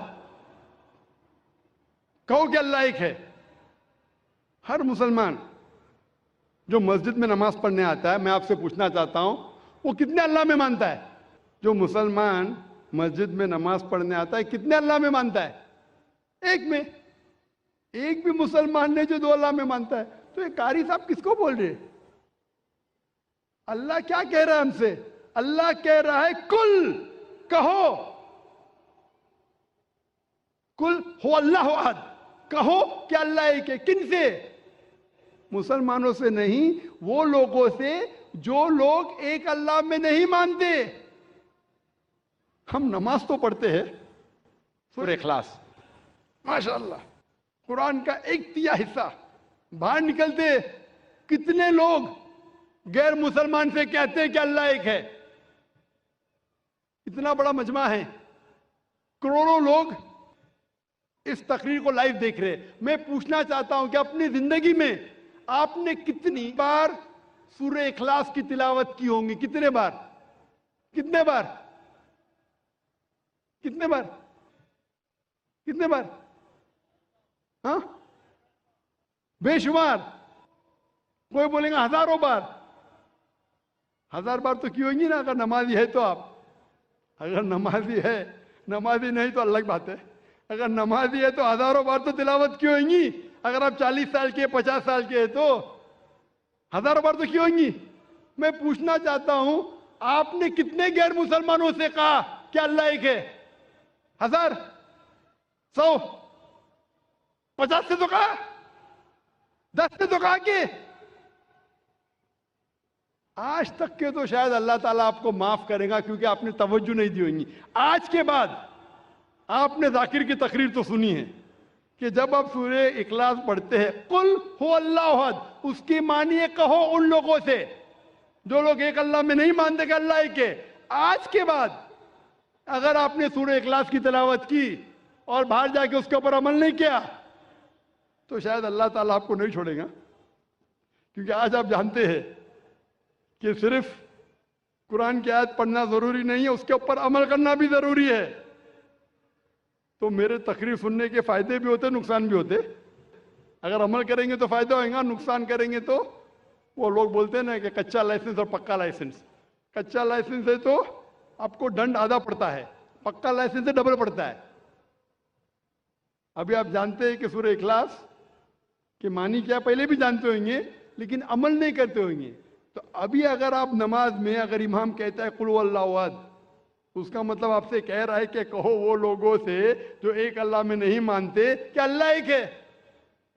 کتنے لوگ اس کے اوپر عمل کرتے, کتنے لوگ؟ ایک آپ کا ایک ملازم ہے, بہت ملازم جو وقت کا بہت پابند ہے, برابر ٹائم پہ آتا ہے, بہت آپ کی تعریف کرتا ہے, برابر ٹائم پہ آتا ہے, ٹائم پہ جاتا ہے, آپ کی تعریف کرتا ہے. آپ بولتے بھائی صاحب ذرا پانی کا گلاس لے کے آؤ, وہ بولتا ہے میرا مالک بہت اچھا ہے, بہت دیالو ہے, لیکن پانی کا گلاس نہیں لے کے آتا ہے. بہت تعریف کے پل باندھ رہا ہے, ہاتھ جوڑ کے آپ کے سامنے کھڑا ہے. آپ بولیں گے یہ خط میرے دوست کو پہنچاؤ, میرا مالک بہت اچھا ہے, میرا مالک بہت مہان ہے, تعریف کر رہا ہے, ہاتھ باندھ کے سر جھکائے کھڑا ہے, آپ کا کہنا نہیں مانتا ہے. آپ کیا کریں گے؟ اس کی سیلری بڑھائیں گے, آپ اس کو بونس دیں گے, کیا کریں گے؟ کیا کریں گے؟ اسی طریقے سے افسوس کی بات ہے, اکثر ہم کہتے ہیں کہ اللہ سے محبت کرتے ہیں, کہتے ہیں تعریف کرتے, اللہ اکبر, تعریف تو بہت کرتے ہیں, لیکن کیا اللہ کا کہنا مانتے؟ عبادت کا مطلب بندگی, اللہ جو حکم دے رہا ہے ہمیں اس کے اوپر عمل کرنے کو کہتے ہیں بندگی. وہ تو اللہ کے رسول کی حدیث ہے, اسی لیے ہم مسلمان بچ گئے. اللہ کے رسول فرماتے کہ وہ اللہ کی رحمت کے بنا کوئی بھی انسان جنت میں نہیں جا سکتا, صرف عمل پہ.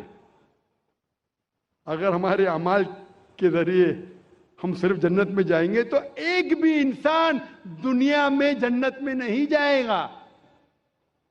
ایک صحابہ اللہ کے رسول سے پوچھتے یا اللہ کے رسول کیا آپ بھی؟ تو وہ کہتے ہاں میں بھی. جب اللہ کے رسول جو سب سے بہترین انسان ہے, سب سے بہترین مثال ہے ہمارے لیے, وہ اللہ کے رحمت کے بنا جب نہیں جا سکیں تو ہم کیا ہے؟ اسی لیے اللہ کی رحمت ہے, وہ رحمان اور رحیم, اس لیے ہم بچ گئے. تو صرف لپ سروس سے کام نہیں چلیں گا. میں مثال دیتا ہوں, آپ بیمار ہوتے ہیں تو بیمار ہوتے تو کس کے پاس جاتے ہیں آپ؟ ڈاکٹر کے پاس. آسان سوال, آسان جواب, اس کے لیے کوئی ریوارڈ نہیں. آپ جاتے ڈاکٹر کے پاس, ڈاکٹر آپ کو پرسکرپشن دیتا ہے, 3 بار دوا لو, صبح کو بریکفاسٹ کے بعد, ناشتے کے بعد دوا لو, دوپہر کو لنچ کے بعد دوا لو, اور رات کو ڈنر کے بعد دوا لو. آپ گھر پہ واپس آتے, صبح کو ناشتے کے بعد پرسکرپشن پڑھتے, مجھے دوا لینا ہے ناشتے کے بعد, اور بند کر لیتے. دوپہر کو پھر سے کھولتے کہ مجھے دوا لینا ہے لنچ کے بعد, پھر سے بند کر لیتے. پھر ڈنر کو پھر سے کھولتے, پھر سے پڑھتے, لیکن دوا نہیں لیتے. کیا آپ کی بیماری دور ہوگی؟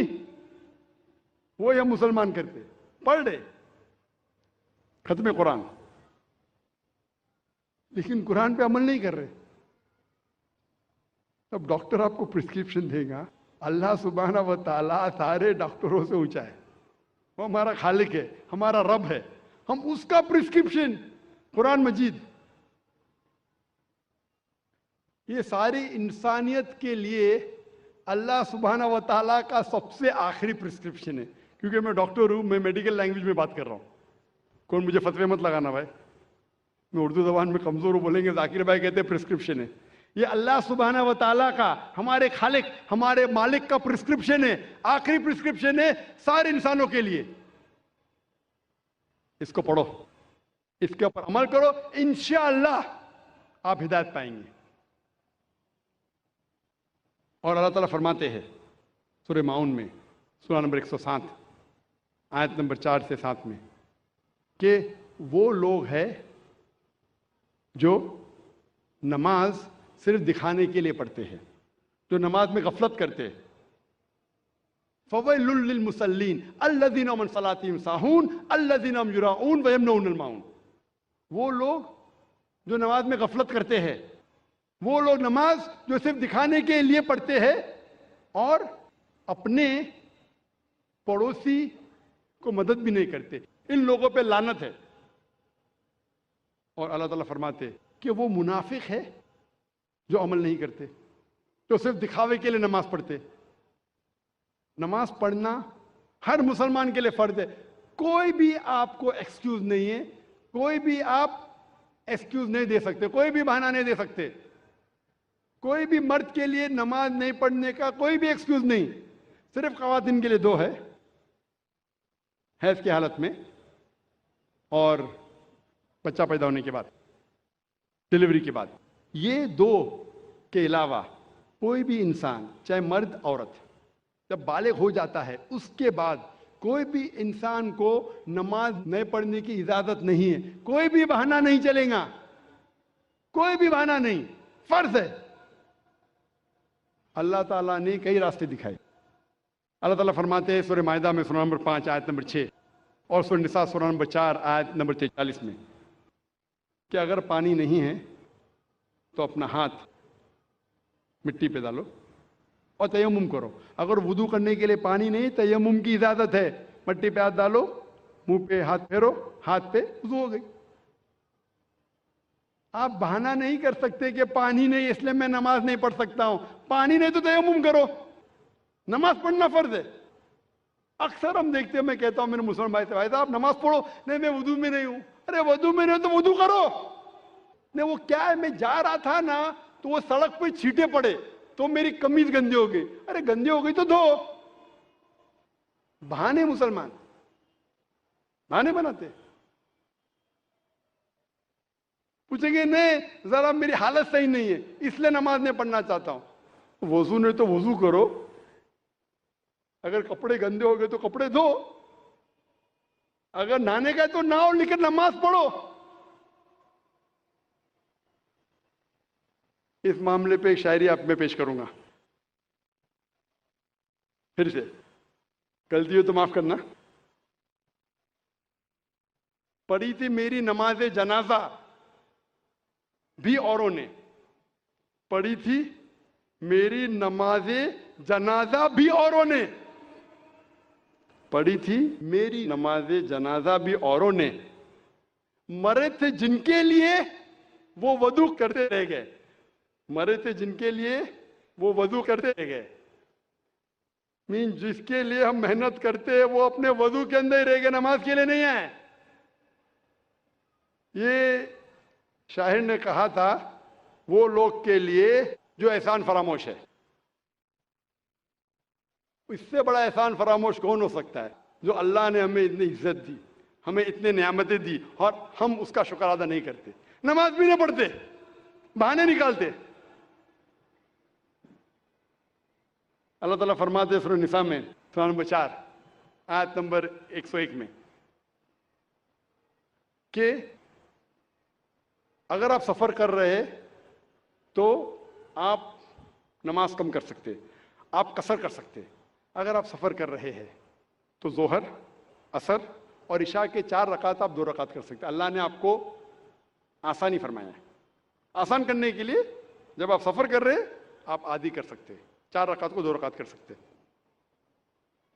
اللہ تعالیٰ فرماتے ہیں سورہ نساء میں سورہ نمبر 4 آیت نمبر 102 میں کہ اگر جنگ کی حالت میں آپ ہے، اللہ کے رسول سے فرماتے اللہ پھر بھی نماز پڑھو.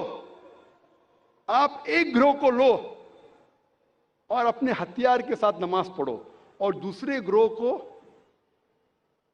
احتیاط برتنے کے لیے رکھو. آپ کی نماز جب پوری ہو جائیں گی تو پہلی گروہ گارڈ کرے اور دوسری گروہ نماز پڑھے. آپ سوچ سکتے ہیں کہ جنگ کے حالت میں, جہاد کے حالت میں, جو جان خطرے میں, وہاں بھی نماز کو چھوڑنے کی اجازت نہیں ہے. آپ کی جان خطرے میں, نماز کا وقت ہو گیا, آپ نہیں کہہ سکتے ارے بھائی میں جہاد کر رہا ہوں, لڑ رہا ہوں, ابھی کیا نماز پڑھوں. جہاد کی حالت میں بھی نماز پڑھنا فرض ہے. ایک گروہ نماز پڑھے ہتھیار کے ساتھ, دوسرا گروہ دیکھ بھال کرے کہ کوئی دشمن ہم پہ حملہ نہ کرے. پہلا گروہ نماز پڑھ کے فارغ ہو جائے گا, دوسرا گروہ نماز پڑھے اور پہلا گروہ دیکھ بھال کرے کہ کوئی حملہ نہ کرے. اگر آپ کو ہتھیار اٹھانے کو مشکل پیش آ رہی ہے یا بارش ہے تو آپ ہتھیار کو نیچے رکھ سکتے, لیکن پھر بھی احتیاط برتو, شاید دشمن آپ پہ حملہ کرے. جنگ کی حالت میں جب نماز ترک کرنے کی اجازت نہیں ہے, نماز چھوڑنے کی اجازت نہیں ہے, تو آپ سوچ سکتے کوئی بھی بہانہ نہیں چڑھے گا نماز نہیں پڑھنے کے لیے. اللہ تعالیٰ فرماتے قرآن مجید میں سورہ بقرہ میں سورہ نمبر 2 آیت نمبر 239 میں کہ اگر دشمن آپ کے پیچھے ہے تو آپ نماز چلتے چلتے بھی پڑھ سکتے ہیں, سواری پہ بھی پڑھ سکتے. اگر دشمن آپ کے پیچھے, آپ رک کے نماز نہیں پڑھ سکتے, رک کے نماز پڑھو دشمن حملہ کریں گے, تو چلتے چلتے نماز پڑھو. سواری پہ, اونٹ پہ, گاڑی میں نماز پڑھ سکتے, لیکن جب آپ محفوظ جگہ پہ پہنچو تو پھر آپ جس طریقے سے اللہ کے رسول نے فرمایا اس طریقے سے نماز پڑھو. اللہ تعالیٰ فرماتے سورہ نساء میں سورہ نمبر 4 آیت نمبر 103 میں کہ جب آپ کو کوئی تکلیف ہے, سفرنگ ہے, بیماری ہے, کھڑے رہ کے نماز نہیں پڑھ سکتے بیٹھ کے پڑھو, بیٹھ کے نہیں پڑھ سکتے تو سائڈ پہ لیٹ کے پڑھو, لیکن نماز پڑھو. اگر آپ بیمار بھی, آپ نہیں کہہ سکتے میں بیمار ہوں تو نماز نہیں پڑھ سکتا ہوں, کھڑے نہیں ہو سکتے تو بیٹھ کے پڑھو, بیٹھ کے نہیں پڑھ سکتے تو سائڈ پہ لیٹ کے پڑھو, لیکن پڑھو. اللہ کے رسول فرماتے صحیح بخاری میں جلد نمبر 2 حدیث نمبر 218 میں, ایک شخص جس کو ہیمورائڈز ہوتا ہے, پائلز ہوتا ہے, وہ آتا اللہ کے رسول کے پاس, اور اللہ کے رسول فرماتے کہ اگر آپ نماز کھڑے ہو کے نہیں پڑھ سکتے تو بیٹھ کے پڑھو, بیٹھ کے نہیں پڑھ سکتے تو کم از کم سائڈ پر لیٹ کے پڑھو.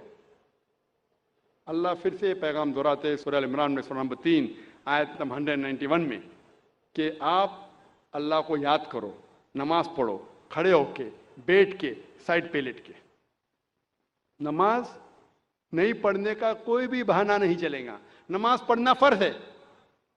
اللہ تعالیٰ فرماتے سورہ مائدہ میں سورہ نمبر 5 آیت نمبر 55 میں آپ کے دوست صرف وہ ہے, آپ کے دوست صرف اللہ اور اللہ کے رسول ہے, اور وہ مومن جو نماز قائم کرتے ہیں اور زکوٰۃ دیتے ہیں. اللہ فرماتے ہیں آپ سے سورہ مائدہ میں سورہ نمبر 5 آیت نمبر 55 میں آپ کے دوست صرف اللہ, اللہ کے رسول اور وہ مومن ہیں جو نماز قائم کرتے ہیں اور زکوٰۃ دیتے ہیں. جو لوگ نماز نہیں قائم کرتے اور زکوٰۃ نہیں دیتے وہ آپ کے دوستوں میں سے نہیں ہیں. اللہ کے رسول فرماتے ہیں صحیح حدیث میں سنن ابو داؤد کی جلد نمبر 1 چیپٹر نمبر 300 حدیث نمبر 836, اللہ کے رسول فرماتے ہیں کہ قیامت کے دن سب سے پہلا حساب جو لیا جائے گا وہ صلاح کے بارے میں. سب سے پہلا حساب کتاب جو ہوگا قیامت کے دن پہ وہ ہے صلاح کے بارے میں. اللہ کے رسول فرماتے ہیں صحیح مسلم میں جلد نمبر 1 کتاب الایمان چیپٹر نمبر 36 حدیث نمبر 146 146 اللہ کے رسول فرماتے کہ مومن اور کافر کے درمیان, ایمان اور کفر کے درمیان جو فرق ہے وہ صلاح ہے. مثلا فرق ہے مومن اور کافر کے درمیان. یہ پیغام پھر سے دہرایا گیا ہے صحیح حدیث میں سنن ابو داؤد جلد نمبر 3 کتاب السنہ چیپٹر نمبر 1691 حدیث نمبر 4661 4661. اللہ کے رسول فرماتے کہ کافر اور مومن کے درمیان فرق ہے صلاح۔ اس کا مطلب وہ کہ اللہ کے رسول کہہ رہے ہیں جو انسان صلاح نہیں قائم کرتا، نماز نہیں پڑھتا، وہ کافر جیسا ہے۔ اور اللہ تعالیٰ فرماتے سورہ مدثر میں، سورہ نمبر 74 آیت نمبر 41 سے 43 میں کہ جو گنہگار دوزخ میں ڈالے جائیں گے اور ان سے پوچھا جائے گا آپ کیوں دوزخ میں ہیں، تو وہ کہیں گے ہم صلاح پڑھنے والوں میں سے نہیں تھے۔ ابراہیم علیہ السلام دعا کرتے ہیں سورہ ابراہیم میں، سورہ نمبر 14 آیت نمبر 40 میں، اے میرے رب مجھے صلاح قائم کرنے والا بنا اور میرے بچوں کو بھی صلاح قائم کرنے والا بنا۔ قرآن مجید میں دعا ہے سورہ بقرہ میں، سورہ نمبر 2 آیت نمبر 201 میں، ربنا آتینا فی الدنیا حسنۃ وفی الآخرۃ حسنۃ وقنا عذاب النار۔ اے رب ہمیں اچھی چیز دے، ہمیں کامیابی دے اس دنیا میں اور آخرت میں، اور ہمیں دوزخ کی آگ سے بچا۔ تقریر ختم کرنے کے پہلے اور قرآن کی آیت تلاوت کرنے کے پہلے میں پھر سے ایک شاعری کہوں، میری زندگی کا مقصد ہے تیری دین کی سرفرازی، میری زندگی کا مقصد ہے تیرے دین کی سرفرازی، میں اسی لیے مسلمان، میں اسی لیے نمازی۔ لیکن پھر بھی اس آیت کے مقابلے میں شاعری پھیکی ہے۔ اللہ تعالیٰ فرماتے ہیں سورہ انعام میں، سورہ نمبر 6 آیت نمبر 162 اور 163 میں، کل ان صلاتی و نسکی و محیای و مماتی للہ رب العالمین وبذالک امرت وانا اول المسلمین۔ کہو کہ میری صلاح، میری قربانی، میری زندگی، میری موت صرف اللہ کے لیے ہے اور اس کا کوئی شریک نہیں، اور میں ان میں سے ہوں جو سب سے پہلے اللہ کو سجدہ کرتا ہوں اور کہتا ہوں کہ میں مسلم ہوں۔ وآخر دعوانا الحمدللہ رب العالمین۔